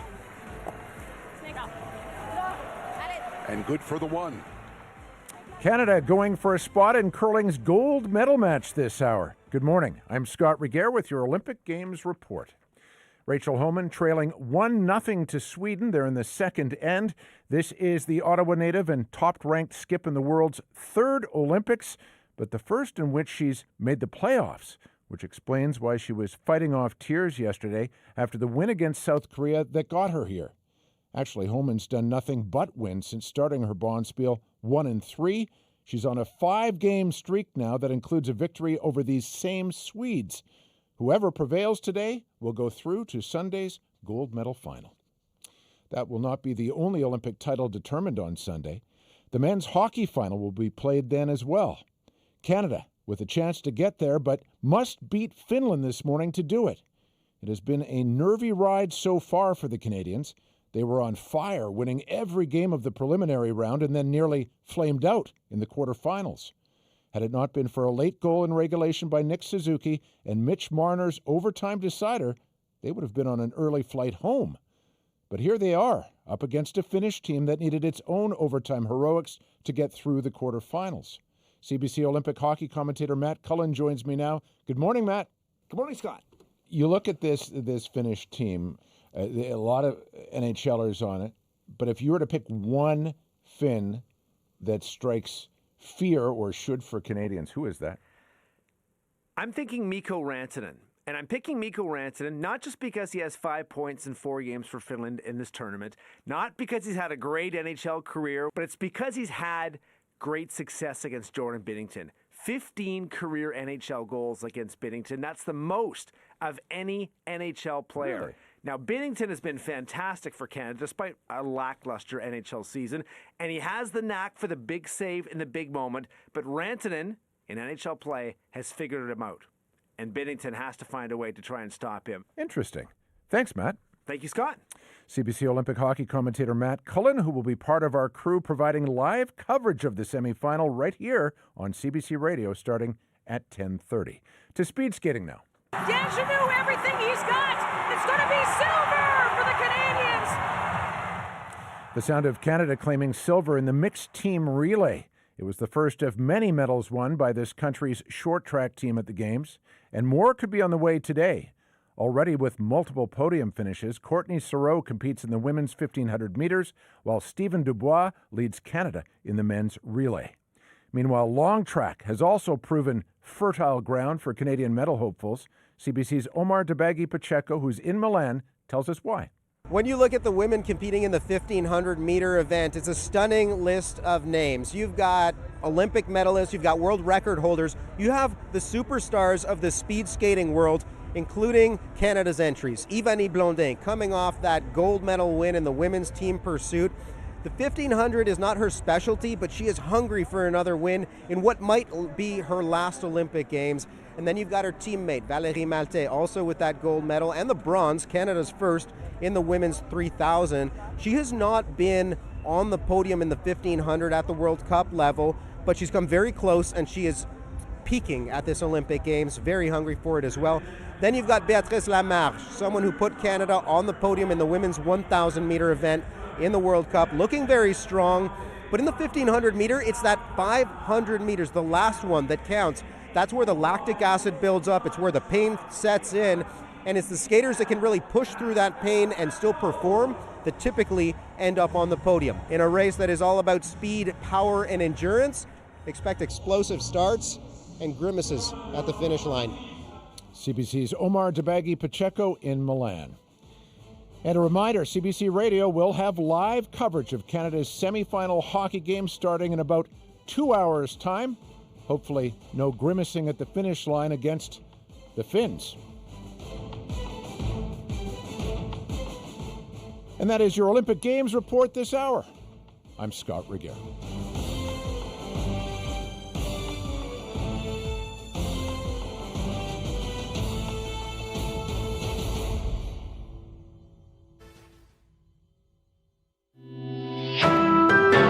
This is CBC News. Good morning. I'm Megan Ketchison in Winnipeg at 7:30. We have light snow and -14. Periods of light snow today, a high of -11. Provincial costs in healthcare are coming in higher than expected, but Manitoba's finance minister says it's money worth spending. The government has approved a $200 million special warrant to cover the extra costs. They weren't part of the province's last budget. Finance Minister Adrian Salas says the extra spending is a result of the NDP staffing up the healthcare system. Healthcare is an estimated $9 billion budget, around there. This represents, in this fiscal year, I think our success in staffing up and getting to 3,500 net new healthcare workers. Manitoba is needing additional funds as it grapples with a projected deficit this year of $1.6 billion. That's more than double the original projection. The union representing Manitoba nurses says it welcomes the steps being taken to make hospitals safer, but it insists the province needs to do more. Health Minister Zoma Asaguera announced yesterday more institutional safety officers will be hired and touted an app meant to give patients and workers a direct line to security staff. Manitoba Nurses Union President Darlene Jackson says it's been hard to get the government to take safety seriously. It's not like government or the employers said, hey, we need to keep our staff safer, let's do this. Everything that's been done is reactive to either an incredibly significant incident that has garnered public attention, an arbitrator has said you must do this, or grey listing. The MNU voted 6 months ago to greylist Health Sciences Centre over fears for nurses' safety. Jackson says the union needs to be more concrete committing before it'll consider lifting it. Manitoba Public Insurance has filed another lawsuit against Ford, claiming a vehicle's block heater caused a fire. MPI has previously sued Ford and other automakers over block heater fires. The latest claim, filed last week, says a 2018 Ford Escape was parked inside a detached garage in Pilot Mound with its block heater plugged in when it caught fire. A second vehicle parked outside the garage was also damaged. Ford declined to comment on the case while it's before the court. In 2018, the 2018 Escape is subject to a Transport Canada block heater safety recall issued in January. The owner of Caspian Construction testified at an inquiry into Winnipeg's police headquarters that he had no documentation for the land he bought from former mayor and CAO. The court ruled that a $327,000 payment from Armic Babakanians for a land deal in Arizona was a bribe for Sam Cates and Phil Schiegel. Babakanians denied it, but when questioned by inquiry counsel Heather Lenoff, Babakanians said he didn't know when he first saw a handwritten agreement about it. He is not sure which of his companies own the land. So, do we know who owns the land yet? I'm embarrassed to say I still don't know. You still don't know who owns the land. Okay. I know we own it. Somebody owns it. You, one of your companies, One of our not family- sure. it's a- One of it's a your big family family of the businesses. company. You'll figure that out one day. One day, once this thing is over. Okay. Babakanians will be back before the inquiry this morning. Just over half of the 292 drug-related deaths in the first 9 months of last year involved opioids. That's according to numbers from Manitoba's Office of the Chief Medical Examiner. Winnipeg's Main Street Project says they're trying to prevent deaths caused by toxic street drugs with a safe supply program. The CBC's Alana Cole reports. It's biometric, so it's reading the blood vessels in your hand. A machine that dispenses medication with the scan of a palm. It's part of Main Street Project's Safe Supply program. Brianna Sukrams, the harm reduction nurse. We actually ask everyone, do they have fear of encountering a toxic supply or encountering a substance that could be fatal? And every person says yes. That has been in this program. The program provides people primarily addicted to opioids a prescribed daily amount of the opioid hydromorphone. Dr. Shelley Turner, the medical director, says they want to prevent deaths from street drugs. You have to give people a chance. And if we turn people away, people are going to die. The supply is toxic. The 5 participants are connected with wraparound supports like primary care. Turner would like to see the program expand to offering other drugs like fentanyl. Alana Cole, CBC News, Winnipeg. And the union representing workers at Manitoba's largest nickel mine is encouraged by a deal worked out to run it. Yesterday, new partners were announced for the Thompson mine. It plans to spend up to $280 million, possibly doubling the output. Warren Lukey is the president of the Steelworkers Local, and he says lots of people were wondering whether they should start looking for other jobs. He says the announcement means there's a promise of work for everyone. And that's the CBC News from Winnipeg. You can always find more on our website at cbc.ca/Manitoba. Thank you very much, Megan. Thank you. That is CBC's Megan Kitchison at our news desk. I'm Corey Funk, sitting in today for Marcy Marcusa, and Abby Adiemi is in with a look at your weather. Hello. Look outside, Corey. You can just see that the light's not really whipping around outside due to that northwest winds that we talked about, which will be pushing the snow around. We got snow drifts in the city at this time. Light snow falling, chilly conditions, still the main story in the northern part of the province. For Winnipeg right now, we're hovering between minus 13 and minus 16 with the drifts on the road. Your commute will definitely be impacted, so take it easy. easy. Give yourself extra time, extra braking time, and also watch out for pedestrians when they hit that crosswalk. It might not, your car might not really come to a full stop in time, so watch out for them. Also, expect this period of snow to continue through the day with, those breezy conditions from the northwest. We'll see a highs around minus 11. For the Pembina Valley region, we're looking at minus 17 at this time. Brandon is around minus 18. Dauphin around minus 19. All the regions seeing light snow. And of course, the wind chill in the Brandon region close to minus 30 at this time. In Gimli, minus 11 is the high for the day. We're currently seeing temperatures sitting around minus 15. For the Power, minus 26 at this time. There's a risk of frostbite there with the wind chill around minus 30.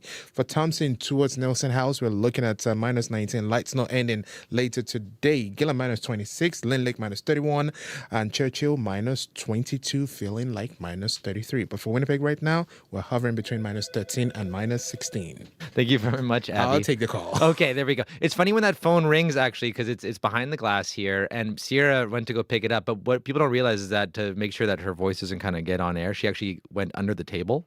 And I've had to do that before, too. So it's quite funny to see her pick it up and then disappear. You kind of just like disappear in the window, like the window that we can see each other through while Corey's in the host chair in the control room, and you just kind of sink below the glass, and then I'm like crawling under the table. Or you can still hear the muffle every once in a while, too. But I'm trying to be as quiet as I can, but it works out. Yeah. What did the caller have to say? Yeah, I got a call from Richard. He called about an accident on the perimeter coming from west to east, heading north there. It was kind of right at the corner just before the number 1 turnoff.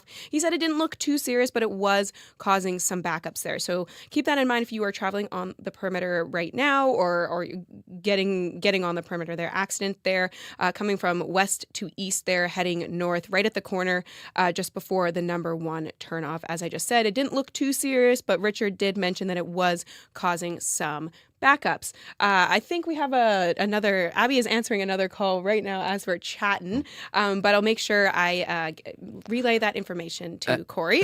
Abby is now is on the phone right now. He was just relaying to me. Okay. He's very slow on the east perimeter right now. So. There's an incident there going on. We're going to try to get some more details of that shortly here. So we'll have more on that for you. But I don't know if you give the number there. 204-788-3093 is the number to call. Be like, Richard, give me a call if something pops up on your commute today. Thank you very much. Thank you. That is Sierra Sanders at our keeping an eye on our commute. And thanks to Abby as well for answering the phones. It's fun seeing this little circus going on as that phone rings. Well, next up here on Information Radio. Nancy is the only girl that I have ever loved. I see her every morning when the sun comes rising up. And if I had the courage to, I'd come to her and say, will you dance with me, Nancy, all the diddly-eyed day? Will we dance all the diddly-eyed day?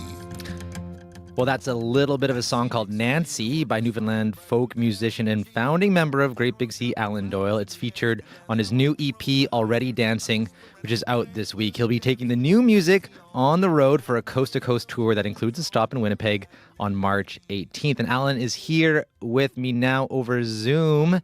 Good morning to you. Good day to you. Thanks for having me on. Good day. So, this idea of dancing, I want to actually start with there because I know it's obviously a big thing in Newfoundland, but it's a reoccurring motif actually in your music. It's even in the name of this EP. So, why did you want to focus on dance for this particular EP? I've always been fascinated with it because I grew up in a band. I grew up in the band in Petty Harbor, and so much of my musical life has been spent on a stage watching people do something that I almost never do. And I love that that music moves people to move themselves in a way that they don't normally do. I've just always been fascinated with it. And I love that music for me has always been about like facilitating a celebration. I grew up in kitchen parties in Newfoundland.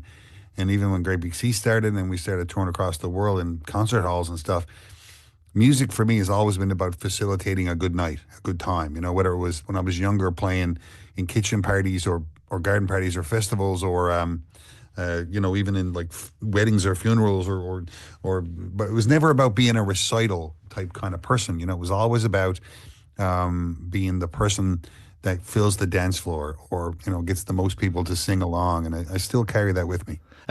Are you a dancer yourself? Like, can you dance? God, I'm terrible. Like, Really? I did musical theater for a little bit, this musical theater piece that we wrote last year, and I played one of the roles, and I had to dance for about 20 bars in it, and I kept telling my musician friends, is like, you got to come see this, because I dance for about 20 bars, and if it goes well, you got to see it, but most likely it's not going to go well, and then you definitely got to see it. I actually want to move to one of your new songs now. So it's called "Take It Easy with Me." It was written while you were in the Dominican Republic, actually, because this is actually like an EP you record like all over the place. Yeah. So let's just listen to a little bit of what that song sounds like. Yeah, living is hard. If you take it to heart, my lady, you can take it from me. Do you want to come lie where the sun shines high? Do you want to take it easy with me?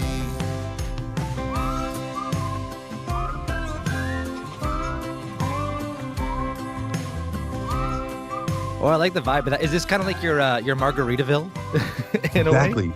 Totally. It's a reclaiming of Jimmy Buffett's zone. Jimmy's been passed for a while now. And it came very organically, that song. We had a gig in the Dominican Republic for an insurance company or something. And we had to go down a couple of days early for part of this conference or whatever. And I got there and I immediately... I immediately formed an argument to try to get my fair lady to come with me to sit by the pool. And that song it's really just like a whimsical kind of thing about, wishing your loved ones with you all the time, right? Like in good times and bad and all that. And it's, it's totally in the Jimmy Buffett vibe because, he's sadly missed. So you're actually setting off on tour next week, and what's interesting is that when you look at your tour schedule, it's kind of relentless. It's like, how do you stay, I guess, sane? Because tours are notoriously grueling. Do you have like a way of just relaxing in between sets? What do you do? Well, the pace we started with Great Big Sea when I started touring years ago was, we used to play every day and sometimes twice a day because we had to, because we live in St. John's and we were trying to make a living in the mainland of Canada, right? So it's so expensive to live this far away from everything. So we started, and then sensibly in our early Great Big Sea days, we said, well, we got to have one day off a week. So we started doing 6 concerts a week, and that's what I do still. I find that's a good pace for me, as long as my voice holds up, and it normally does, knock on wood. And, I learned how to tour and stay healthy and stay sane. And it's one of the things I occupy my time really well on the road. And if it's not being a tourist, I always have work with me to do. That's where I usually write books or where I, record new music, or I always have something to do when I'm on the road. But then if I'm in a city like Winnipeg, quite frankly, I know what I'm doing is I'm getting off the bus and I'm going walking around Winnipeg, because it's one of my favorite cities to go see the buildings and go down by the river and down by the forks and all that, and to go, I always tell people, like, if, I'm hardly an architecture buff, but if there's 100 cool buildings in Canada, 35 of them are in Winnipeg. I think a lot of Winnipeggers will appreciate that perspective, because I think we do tend to take some things for granted every once in a while here in our city. So, yeah, it's like, I wish I could say the same. Like, that every year there's a cool feature added to the town. Like, since I've been there, and like, I feel like Winnipeg has done that. I was just there a little while ago, I guess, for the Grey Cup, and I took a friend who was playing with us that had never been there, and I walked her down by the river and around the forks and up through, around a bunch of the cool buildings and all that.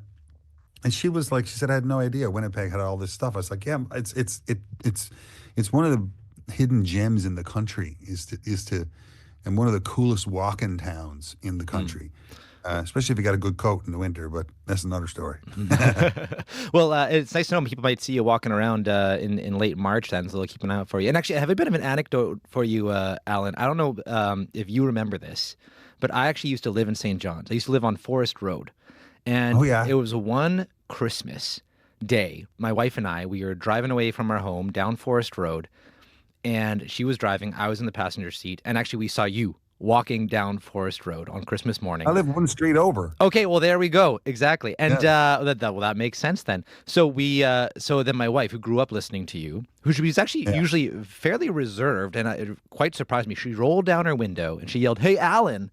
And then not only did she do that, she pulled into the parking lot on Forest Road there. and then I guess expected that you would just walk over. And I was like kind of gripping the sides, like, what are you doing? I guess she got a little starstruck. And then she got out, but then she immediately froze. But you were kind enough to actually walk over to us. And then she kind of just like completely clammed up. And I said, Merry Christmas, I guess. And then we stopped. We actually took this picture here. I think we have it here. Together, and she was like, "Can I take a picture?" I think that's the one thing she managed to say. And I don't know if you remember this moment at all on Christmas. This was about maybe 10 years. I remember or so ago. This was it Christmas Day or Christmas Eve? I think it was Christmas Day, Christmas morning. I think we were just heading out. Yeah. That's awesome. Yeah, well, like I've been on the road so long talking about Newfoundland that I've kind of become like one of the things that people like hope to bump into. It's like my friend once said, it's like. I was like, how hoping to see Alan in St. John's or whatever is like hoping to see Santa Claus in the North Pole or something, like, wouldn't it be cool? Like, talk to me then. I'm happy to talk back. That's great. So you are here March 18th in Winnipeg. What can people expect at the show? Oh, a great review. We got the East Pointers are playing with us. They're from Prince Edward Island, a fabulous Celtic group. So we got a really excellent East Coast kind of kitchen party night planned. A big review of my musical life, a bunch of Newfoundland traditional songs, all the great big sea hits that people came to love, some of the stuff from my own records, and just a great review and a nice collaboration with the East Pointer gang and all my bands. So really looking forward to it. Well, Alan, hope we bump into each other while you're in town. It would be fun. Thanks so much. I see her every morning when the sun comes rising up.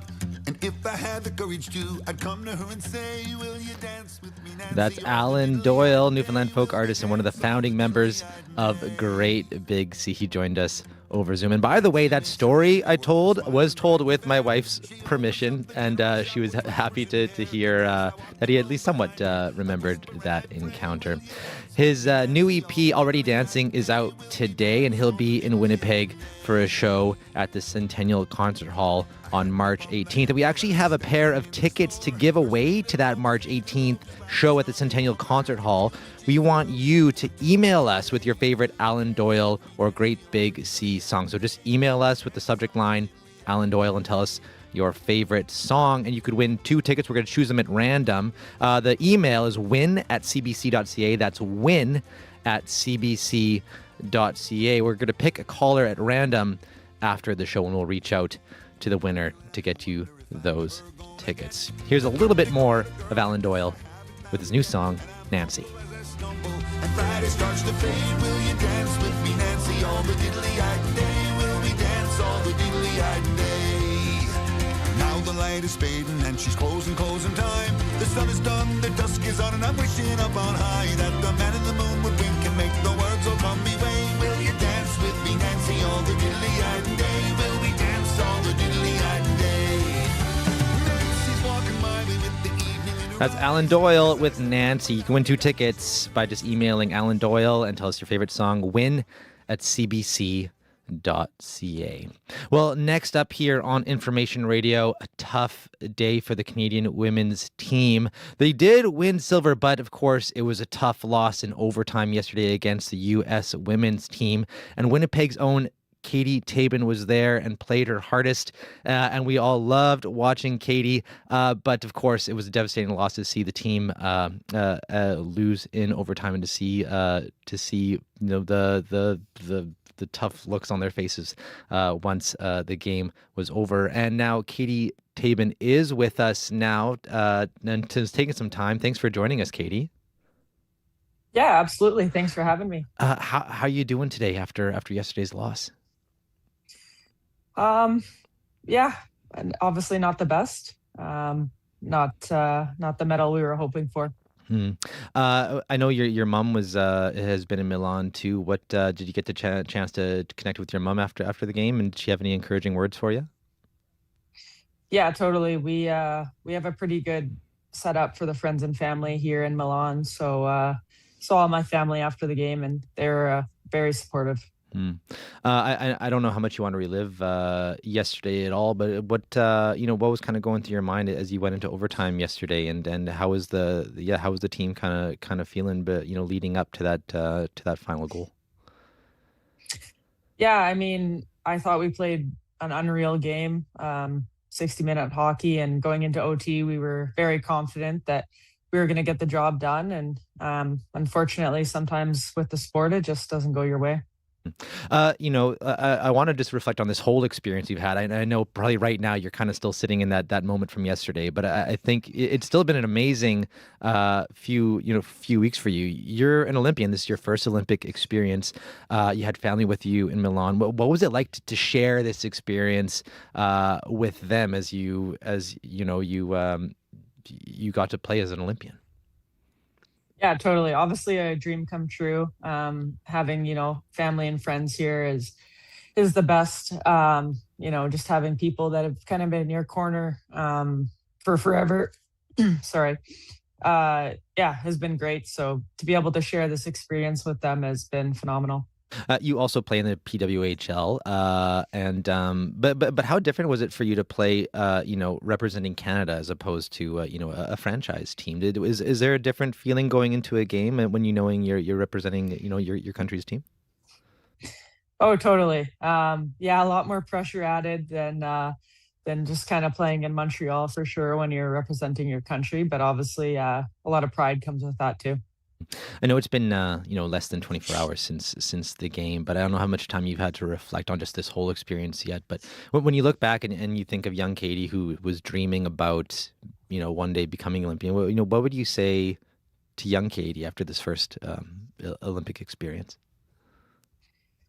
Yeah, I guess I would just say never give up. You don't really know what you're capable of until you just kind of put your mind to it and just get to work. Now looking ahead a little bit for you in the next few weeks, what's happening for you now? Are you back on the ice in the PWHL? Yeah, so I believe we leave on Monday, I think it is, and our first game with Montreal is Friday in New York. Okay. Also in a way you're representing Canada, but in a way you're also kind of representing Manitoba. I know you and Jocelyn Rock are the two Manitobans on the team. What was it like to represent Manitoba also on the world stage as well? Oh, it was so cool. Again, our dream come true. I feel like you always look up to the girls representing Manitoba growing up and stuff, and obviously looked up to Joss a lot. So to be able to play alongside of her was super cool. And since becoming an Olympian, have you heard from any young girls either here in Manitoba or across Canada about what you making it this far into the Olympics means to them? Yeah, totally. I've had a lot of just close friends and family with little girls reach out to me saying they were watching and cheering me on the whole time, supporting Canada obviously, and I've just had a lot of actually just random young girls or teams reach out to me and just saying, they're supporting us along the way, and we're an inspiration. Also, you're actually going to be in Winnipeg for the PWHL Takeover Tour next month. Your team, Montreal Victoire, is taking on the Ottawa Charge. What are you looking forward to about being able to play in the PWHL here in Winnipeg? That's another kind of big dream, I imagine. Totally, yeah. Obviously, going to the Olympics was my number one dream, and second dream was, to be able to play in front of friends and family in Winnipeg. So it's going to be a great game, and it's going to be super cool. Just a surreal moment to kind of bring it home and play in front of everyone who's supported me along the way. Do you want to shout anyone out who might be listening here in Winnipeg or Manitoba who helped get you to this point here in the province? Totally. I mean, Balmoral Hall definitely helped me a lot. Going back to Oakbank, that's kind of where I grew up.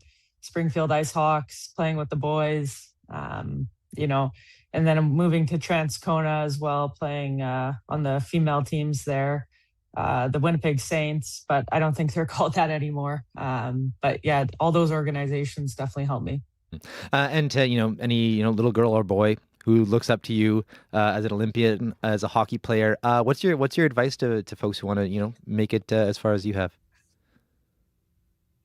Yeah, just kind of what I said earlier. Just dream big, and don't let any doubt or don't let anyone get in your way. It's crazy if you just keep your head down and put your mind to something, what you can accomplish. In the next few days now, I know you're in Milan.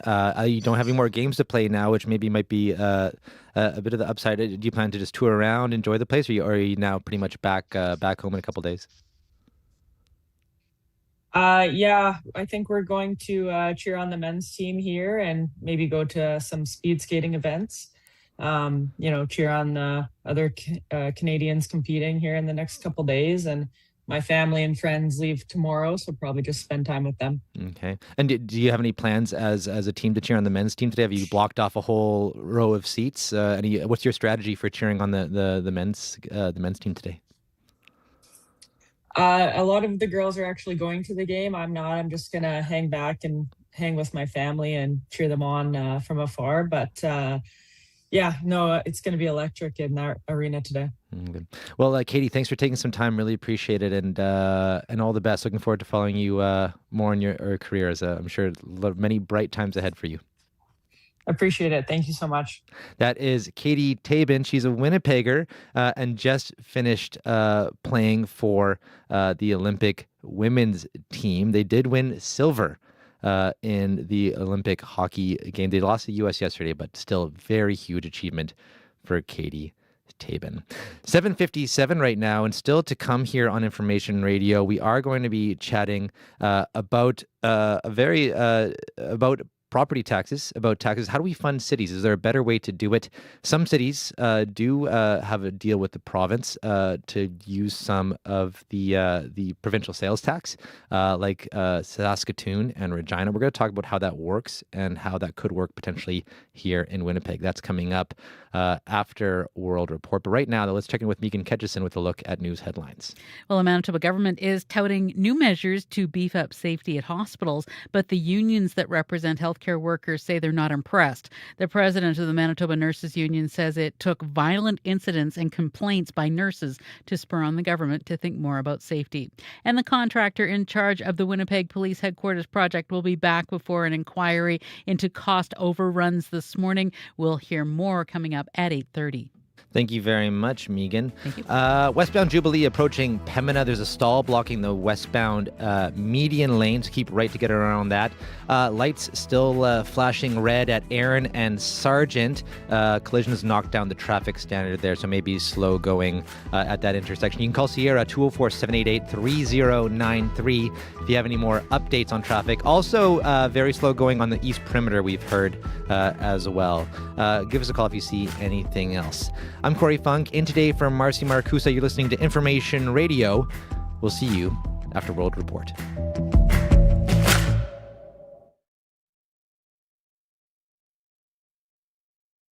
Have you visited CBC's Being Black in Canada website? It's an online platform to explore the stories and experiences of Black Canadians across the country. A space for news, documentaries, arts and culture, Black achievement in sports, and so much more. Celebrating a uniquely Canadian perspective on Black issues with the cultural moments that matter to Black Canadians. Visit cbc.ca/Being Black in Canada. We carry a world of information in our pockets because we want to know. It's news you can trust, delivered when you want and where you want on Canada's News app. Now with CBC Radio 1, local and live. Download the CBC News app for free. This is World Report. Good morning, I'm John Northcott. Alberta Premier Danielle Smith says that Ottawa's immigration policy is draining her province's coffers. Throwing the doors wide open to anyone and everyone across the globe has flooded our classrooms, emergency rooms, and social support systems with far too many people, far too quickly. Smith made the comments during a televised address in which she also announced a referendum for October 19th. She says it will help solve Alberta's fiscal issues. Janice McGregor is in our parliamentary bureau. Janice, back in the 70s, Alberta set up its Heritage Fund to invest oil revenues so they could pay for services when prices dip. Why isn't Smith drawing on that to deal with this budget shortfall? Well, John, it appears that our government just doesn't want to. Last night, Danielle Smith talked about continuing to build up the Heritage Fund even further so there would be more interest to fund provincial services in the future. Now, that's a choice, but there are consequences for that choice. Smith said her government wouldn't be cutting services, but it would find efficiencies, cut bureaucracy, charge new fees, and prioritize needs over wants. Well, from politicians, that's often just cuts by another name. Janice, in addition to low oil prices, the other thing she said was straining provincial resources was high immigration levels. What do we know about that? Well, don't forget that coming out of the pandemic, in the wake of labor shortages, the government of Alberta was advertising. It wanted more newcomers. But last night, Smith portrayed what happened next as an unsustainable flood caused by Justin Trudeau's government in Ottawa. If it's temporary residents she's concerned about, the federal government has already taken action on that. It slashed student visas and temporary work permits, and statistics released this week continue to show a dramatic drop in new arrivals last year. Plus, it's the federal government, actually, that pays for healthcare services for refugees and asylum seekers. So it's not clear why they'd be blamed for healthcare shortfalls. Smith laid out 9 questions, but none of these are the referendum the rest of Canada has been watching for, this about Alberta's independence. So why isn't that on her list? Well, Smith says she supports what she calls a sovereign Alberta within a united Canada. Her government isn't proposing an independence question directly, but there's a process underway to collect enough signatures to initiate one, and that campaign may hit its required threshold later this spring. We don't know if that means the question of separating from Canada would automatically be added to next fall's ballot. Janice McGregor in Ottawa. Thank you, Janice. You're welcome. British police are searching a royal property for a second day as a criminal investigation into Andrew Mountbatten Windsor intensifies. The arrest of the former prince on suspicion of misconduct in public office has left the UK in disbelief. While he's been released from custody, investigators remain focused on his former residence at Windsor. Anna Cunningham has the latest on the allegations and reaction from the palace. Splashed across the British papers Friday, an image of Andrew Mountbatten Windsor that is far removed from his royal life. Photographed slumped in the back seat of a car, appearing shocked as he was whisked away from a Norfolk police station after 11 hours in custody. Police say he was released under investigation, an indication that this is far from over for the former prince. The impact of his arrest for the royal family is immense. The idea of never complain and never explain is a mantra that has now firmly been consigned to history, says Julian Payne, a former communications secretary to the King when he was Prince of Wales. He believes King Charles recognises the need for transparency. There is no attempt to get in the way of due legal process. He's not trying to protect his brother. It is a testing time for the royals. Police investigations continue at Royal Lodge in Windsor, Andrew's former home. Suspicion of misconduct in public office is a serious crime. Andrew's time as a British trade envoy is under the spotlight, with recent allegations emerging in the Epstein files alleging he shared sensitive government information with the sex offender.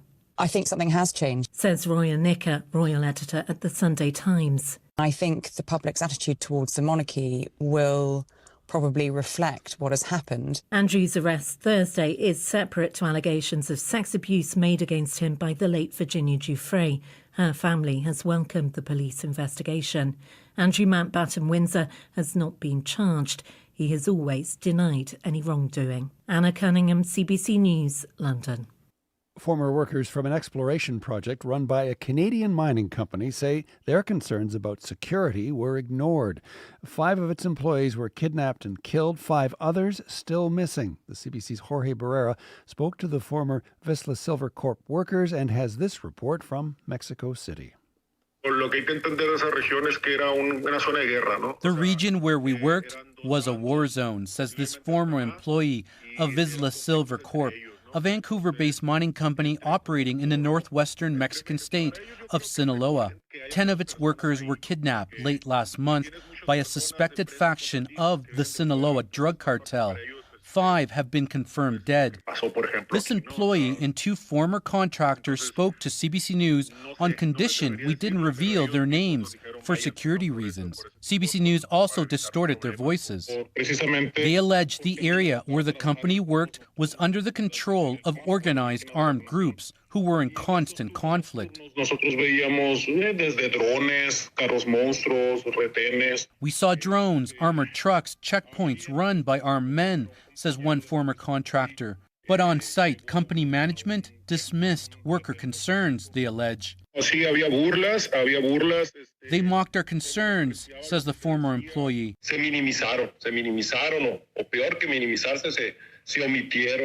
They minimized and ignored our concerns, says the second contractor. Vizsla Silver told CBC News it flatly denies the allegations from the former workers.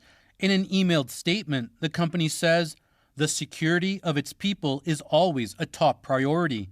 Jorge Barrera, CBC News, Mexico City. Looking ahead to the ice in Milan, Canada's men's hockey team is one win away from a shot at Olympic gold. They face the defending champions from Finland this morning in a massive semi-final showdown. All eyes are on captain Sidney Crosby, who remains a game-time decision with a lower body injury.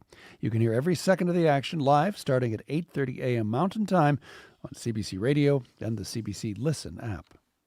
And finally, Donald Trump says he is ready to pull back the curtain on the government's most secretive files. In a social media post, the president announced he is ordering the release of all records related to extraterrestrial life and UFOs. Trump says the move is a response to what he describes as tremendous public interest. For more on this, the CBC's Willie Lowry joins us from our bureau in Washington. So, Willie, what can you tell us about this new directive from the president? The directive is pretty clear. In a brief post on social media, U.S. President Donald Trump instructing Secretary of Defense Pete Hegseth and other relevant agencies to begin the disclosure process. He said he'll be releasing all information on aliens, unidentified aerial phenomena, and unidentified flying objects out of an abundance of public interest. That decision comes shortly after he told reporters that he didn't know if aliens were real. I don't have an opinion on it. I never talk about it. A lot of people do. A lot of people believe it. So, Willie, all of this prompted by comments made by former President Barack Obama about the possibility of alien life. That is right. So this all started last week when former President Barack Obama went on Brian Tyler Cohen's podcast and said this. They're real, but I haven't seen them, and they're not being kept in... what is it? Area 51. Area 51. Area 51, of course, is a classified U.S. Air Force facility in Nevada and has long been the subject of conspiracy theories about just what might be hidden in it.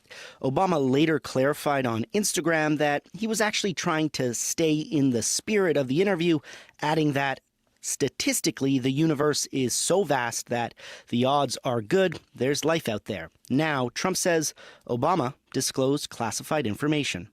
Well, I don't know if they're real or not. I can tell you he gave classified information. He's not supposed to be doing that. He made a big mistake. A mistake that just may have inspired Trump to shed light on one of humanity's biggest questions. CBC's Willie Lowry in Washington. Thanks, Willie. My pleasure.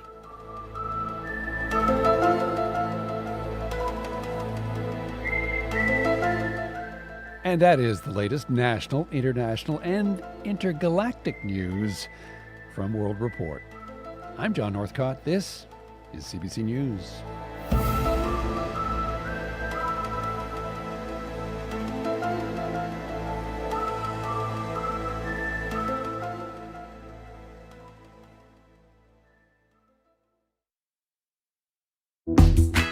Good morning, Manitoba. You're listening to Information Radio here on CBC Radio 1, 89.3 FM, 990 AM, and everywhere on the CBC Manitoba YouTube stream. I'm Corey Funk, in for Marcy Marcusa. Coming up this half hour on the show, the City of Winnipeg wants to work with the province to bring in more money, says our mayor. Following what other cities are doing, we're going to hear from the Canadian Urban Institute on the difference that drawing on the province's provincial sales tax can make for cities, and whether that's something that can maybe work here in Winnipeg? We're going to have that conversation coming up. Minus 15 right now in Winnipeg. We're heading for a high of minus 11 today with some periods of light snow. But weekend is going to get a little bit colder. Minus 12 on Saturday. And on Sunday, minus 17. But at least it'll be sunny.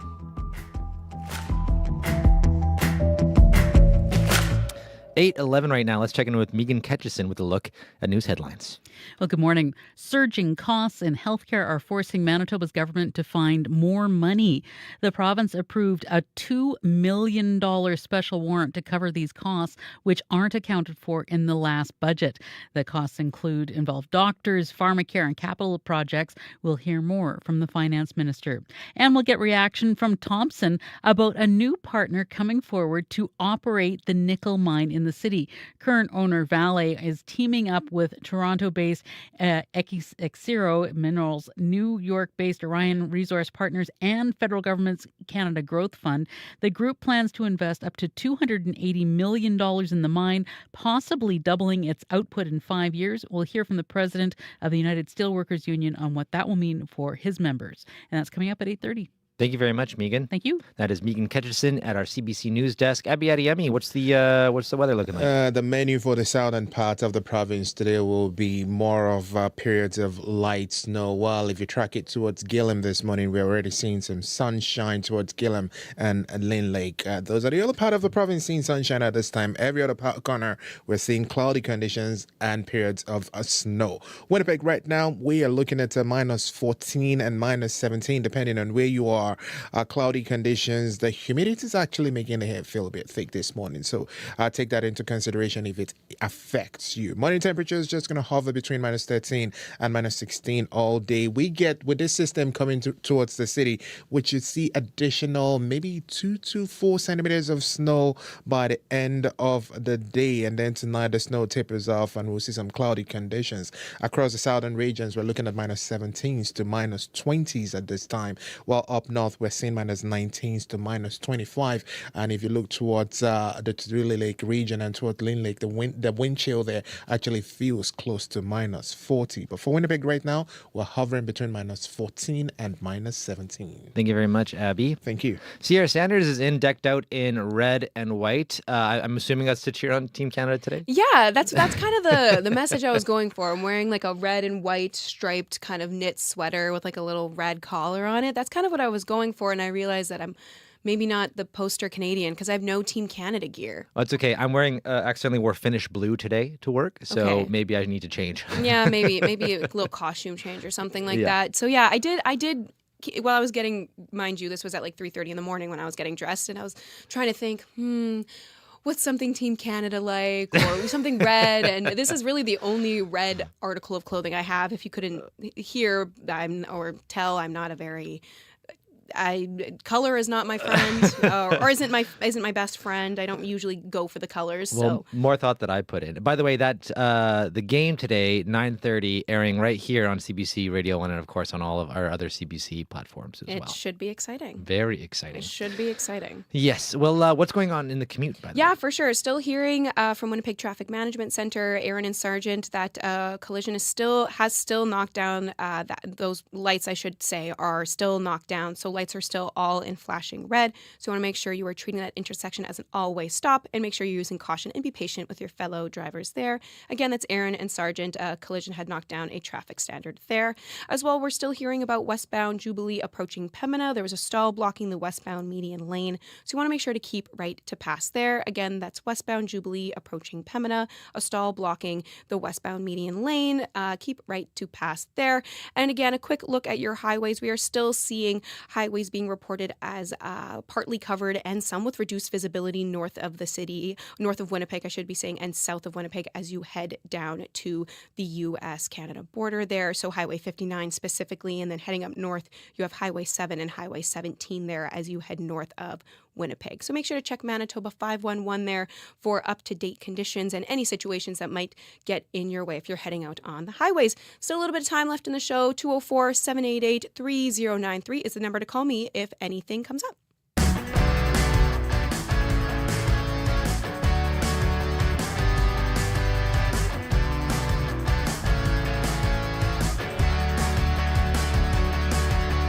Well, next up here on the show, we continue a conversation that came up during our monthly interview with Mayor Scott Gillingham yesterday. The city of Winnipeg and the government of Manitoba don't have an agreement on sharing sales tax revenue. Mayor Gillingham spoke with the CBC's Marcy Marcusa about this yesterday. I have been consistent, and mayors prior to me have been consistent in a call for funding that is related to growth. The city of Winnipeg, like all municipalities, we depend upon an antiquated property tax system where we raise the majority of our revenues to fund the services we deliver through property taxes. We've been doing that for decades and decades. When we're trying to build modern cities, it's that type of revenue is just frankly not enough. It doesn't encourage municipalities of the city to participate in economic development and growth. And so a growth-related share of revenue, like perhaps a portion of the PST, is the case in some other jurisdictions across Canada, really would encourage and incentivize cities, municipalities to participate more fully in economic development and economic activity. That's Winnipeg Mayor Scott Gillingham speaking with Marcy Marcusa yesterday. There are some cities who have a revenue sharing model with their provincial government. Saskatoon and Regina are two cities who benefit from this. A portion of the Saskatchewan's PST goes back to them. And actually, interestingly, the PST in Saskatchewan is actually 1% lower than the PST here in Manitoba. Mary Rowe is the president and CEO of the Canadian Urban Institute, and she joins us now. Good morning. Good morning. I put a scarf on to feel warmer now that I'm in Winnipeg, where the temperature is about 20 degrees colder than where I happen to be. Oh, where are you right now? I got to know. I'm in Toronto, where it's like rainy and grim. Tropical Toronto, geez. Tropical Toronto, where it's not as bracing as in Winnipeg. Yes. Yeah. Well, so let's hear. What are your thoughts on these kind of funding models for cities? That have a deal with to share in the PST. Hazel McCallion, who was the mayor of Mississauga for years, had this great quote that we all cite all the time, where she used to describe the governance and finance arrangement in Canada. And she said, the federal government has all the money. The provincial government has the federal government has all the power. The provincial government have all the money, and the municipal governments have all the problems. And I think that there's a structural dilemma that we're in Canada, where the government that is closest to the people that receive the service, so you and I in our local municipality, have everyday things that affect us that are actually performed, delivered, policies, and funded by the municipal government. And it is the least well-funded of all those three orders. So that's why you're starting to hear, you're not starting to hear, we've heard for decades now that the formula is wrong. I think the link that I heard Mayor Bellingham making, and which others are saying, Gillingham and others are saying across the country, repeatedly, is that if you want cities to grow, if you want them to have the kind of economic opportunity that Scott's getting at, you've got to have resources at their fingertips so they can deploy them, and that there's, as he's suggesting, that there's some kind of an incentive. Because at the moment, if you bring a Taylor Swift concert into your town, just saying, it will cost you, the municipal government, $1 gazillion to provide all the services to make that experience safe and appropriate and all the kinds of things that we have to do in cities. And your municipal government will not generate any kind of revenue from that extraordinary investment they have to make. So it's a Gordian knot. It's a big puzzle. Whether or not taking a chunk off a provincial sales tax is an answer. It's a bit like housing, Corey. There's no one answer.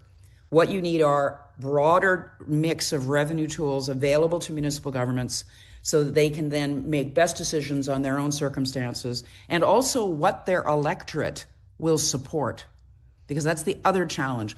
Anytime you mention the T word, a voter goes off, leaves your support network. So you've got to have really good rationale for why you would add any kind of a tax to any kind of to the taxpayer, because they only have so much. They have one pocket, and you can only pick it so many times. So then let's focus a little bit on this idea of a city getting a slice of the PST from a province. Right. What would an argument be from a city that could convince the province to get into that kind of deal? Like what's in it for the province to give a city a slice of their? Well, PST? Corey, you're getting to the nub of it, which is the governments don't want to give up power, and they don't want to give up resources. They're already collecting them. So they're very reluctant to part with the dough they've already got. So as you suggest, you have to make a really compelling case that this is a win-win. You as a province will get more resources because this is what your mayor is advocating for. He's saying, I'm going to grow the economy. I'm going to generate more revenue that's going to benefit Manitoba, but I'm also going to make sure that it benefits Winnipeg so that I'm able to actually provide the services and the infrastructure that you need to have to make your economy grow. So that's the positioning he's trying to take, win-win. My frustration is probably the wrong word, but my concern about what I'm hearing out of Saskatchewan is you can hear the mayors there. One of them actually said they were really grateful. This is a dependency issue that we've got to kind of kill in Canada, where municipal governments are seen as this sort of junior order of government that's supposed to be grateful when another order of government says, we're going to reallocate money a bit differently. It can't be about that. We can't be beholden to other orders of government. We've got to have a playing field that recognizes that the services that are being consumed locally are being funded locally. And that is a challenge because people don't, as I say, are reluctant to pay taxes if they don't know where the money's going. So the good thing about any kind of a municipal revenue tool is that I, as a voter, am going to be able to hold that municipal government directly accountable because I can see that they are collecting a tax to perform a very specific service that's right in front of me. And that kind of rearrangement would be really valuable. And right now it's property tax that's the main driver of that funding. Here in Winnipeg, Scott Gillingham has heard, he calls it antiquated. But you know, if there was another funding model, let's say it was a slice of the PSD or maybe who knows something else, what would that mean in a perfect world for property tax? Would that mean it would go down or just wouldn't go up as fast, or or just be like another slight? It would just go up just as fast, and then we'd have also just another funding model, or what? Yeah, I mean that's what you're getting. You're speaking the concern that everybody will have, which is, well, what's to guarantee that you add another tax and then you add another tax and then you add another tax? I think what we need to do is realign what we collect public money for, who's collecting it, and then who is dispensing it. At the moment, it's just so confused that where is the money going and how do you hold a government accountable? So it can't just be one thing, as I said. There's no one single answer. And as I was suggesting earlier, the Federation of Canadian Municipalities, all the provincial municipal associations, all these large cities are all advocating for the same thing, which is they want to be able to determine their financial fiscal needs and then have a broader range of tools that they can introduce, including perhaps a percentage of a sales tax, or maybe it's a hotel tax, or maybe it's a land transfer tax, or whatever it is, all these different things that are available to them. And then you and I as voters will hold that order of government responsible. It's very difficult to hold anybody responsible for a particular expense item when the demeanor is that they have to be grateful for whatever a province or a federal government gives them. We've got to break that mold. We want accountable government that has clear tools available to it. And then they say, we're going to collect these resources and we're going to deliver these services for it.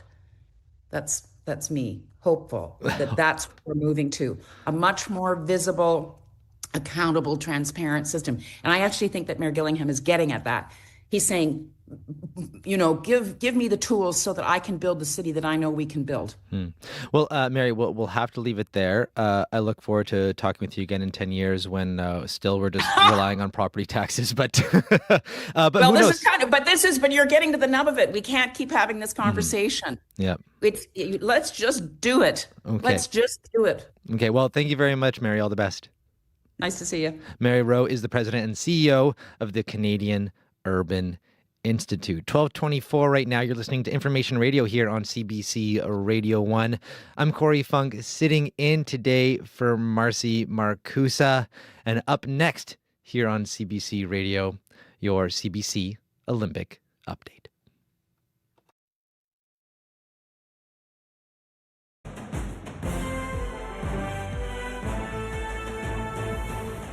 Good morning, I'm Scott Regehr with your Olympic Games report. It is day 14, which has historically been a big one for Canada at the Winter Olympics. Dating back to the Vancouver Games, the country has won at least 3 medals on this day, and there is good reason to believe that streak will continue, with podium hopefuls in both short and long track speed skating. Canada is also looking to guarantee itself a medal in women's curling, which is where we begin. Final stowed in 4. This to tie the game. Very nice. Got to stop in time. Rachel Homan facing Sweden right now. Things tied at 2 as they enter the 5th end. This is the Ottawa native and top-ranked skip in the world's 3rd Olympics, but the first games where she's made the playoffs, which explains why she was fighting off tears yesterday after a win against South Korea that got her here. Actually, Homan's done nothing but win since starting her bonspiel at 1-3.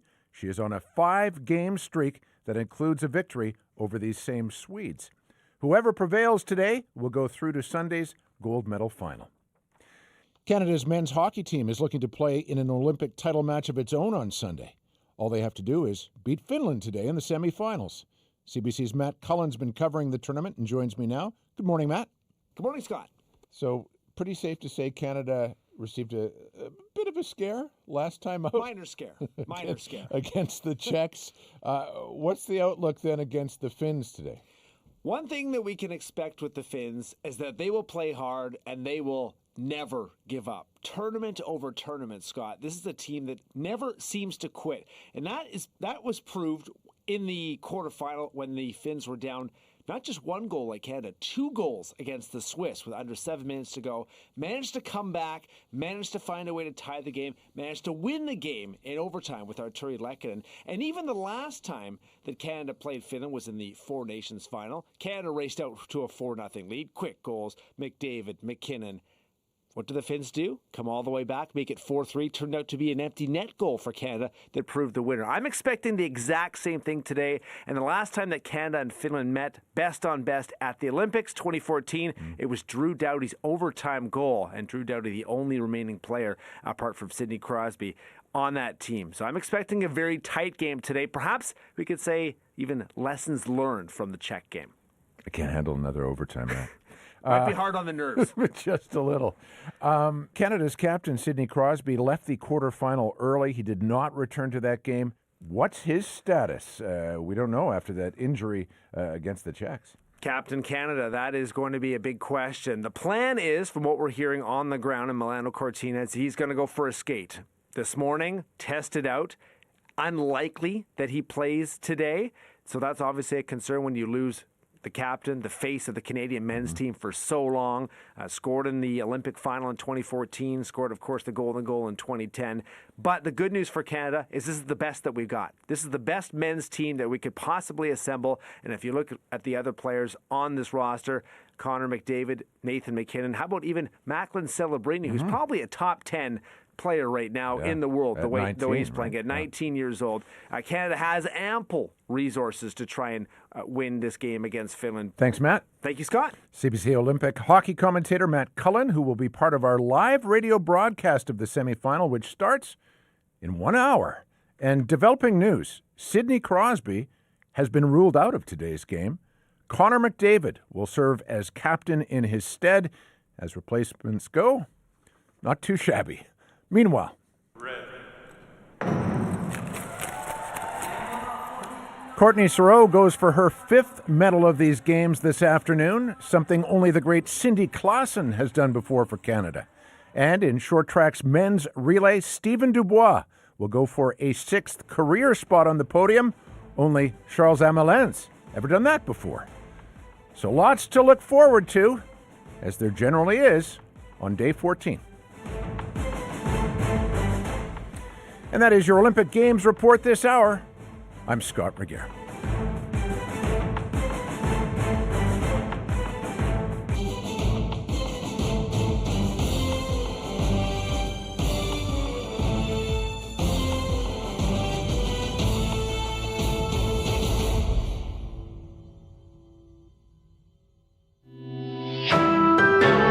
This is CBC News.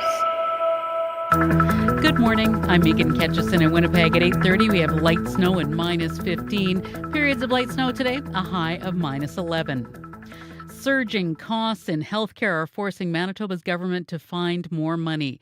The province approved a $2 million special warrant to cover these costs, which weren't accounted for in the last budget. The costs involve doctors, pharmacare, and capital projects. Adrian Sala is the finance minister. He says these expenses are the cost of building up the healthcare system. We're seeing a bit more pressure there than expected and in some other areas. But again, this is what Manitobans want to see. They want to see their government continue to commit to making healthcare more accessible, more available, and I think represents really our success on that front this year. Manitoba is grappling with a projected deficit this year of $1.6 billion. That's more than double the original projection. The Manitoba government is touting new measures to beef up safety at hospitals, but the unions that represent healthcare workers say they're not impressed. Health Minister Uzoma Asaguara says the province will hire more institutional safety officers, and it's rolling out an app to give patients and workers a direct line to security staff.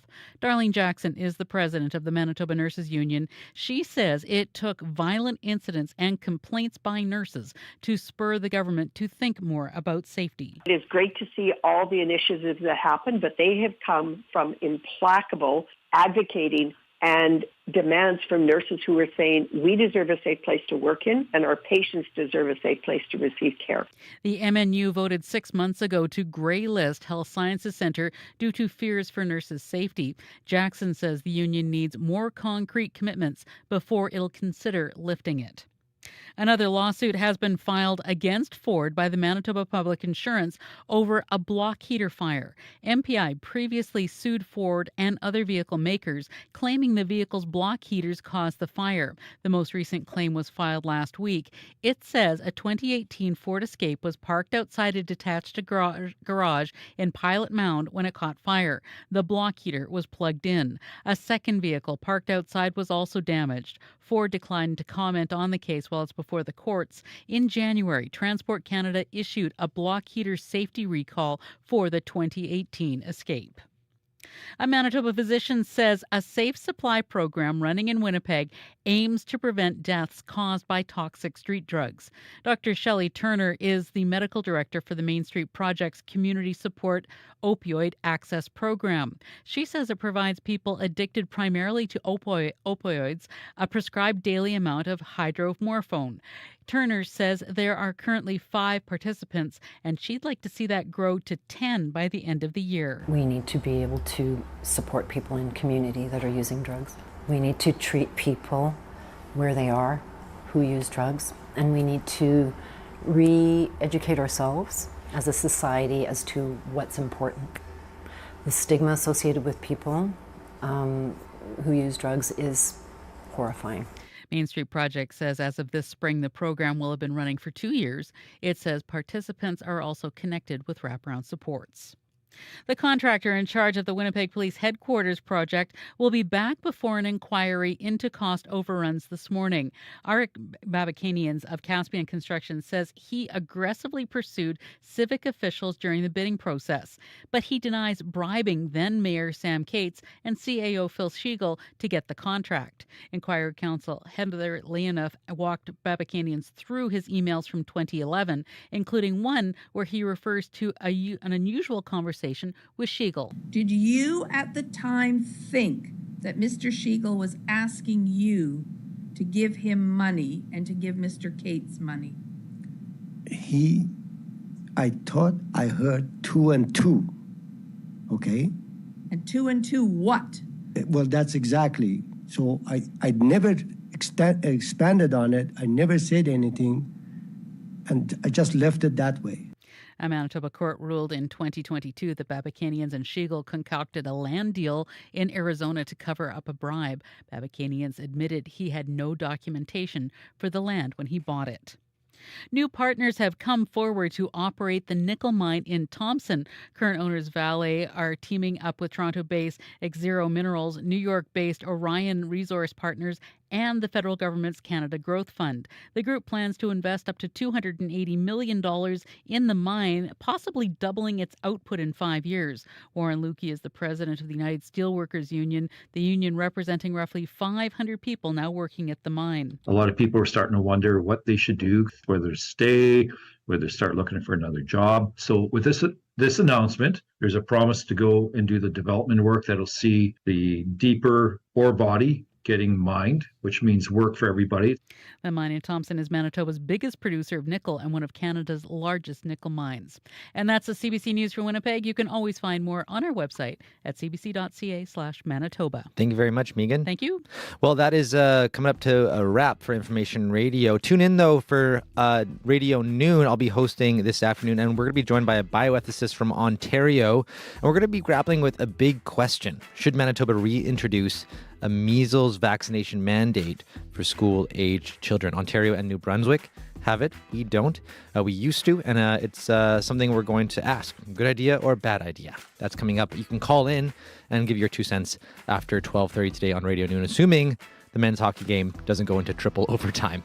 The big thanks to everyone who helped put together the show this week. Sierra Sanders, Chidi Akuma, May McKillop, Marshall Hodgins, Dylan Longhurst, Sophia Peralta Baron, Chelsea Kemp, Jim Agapito, Nadia Kidwai, Julie Buckingham, Faith Fundal, host Layden, and Marcy Marcusa. They're our hosts, as well as our news team, Megan Ketchison, Cameron McLean, Darren Bernhardt, and Heather Wells, our videographer, Travis Golby, and our YouTube producer, Darren Morash. Nelly Gonzalez is our show producer of Current Affairs, and Leif Larson is the senior producer of audio. I'm Corey Funk, sitting in today for Marcy Marcusa. Hope you have a lovely weekend and enjoy the hockey game.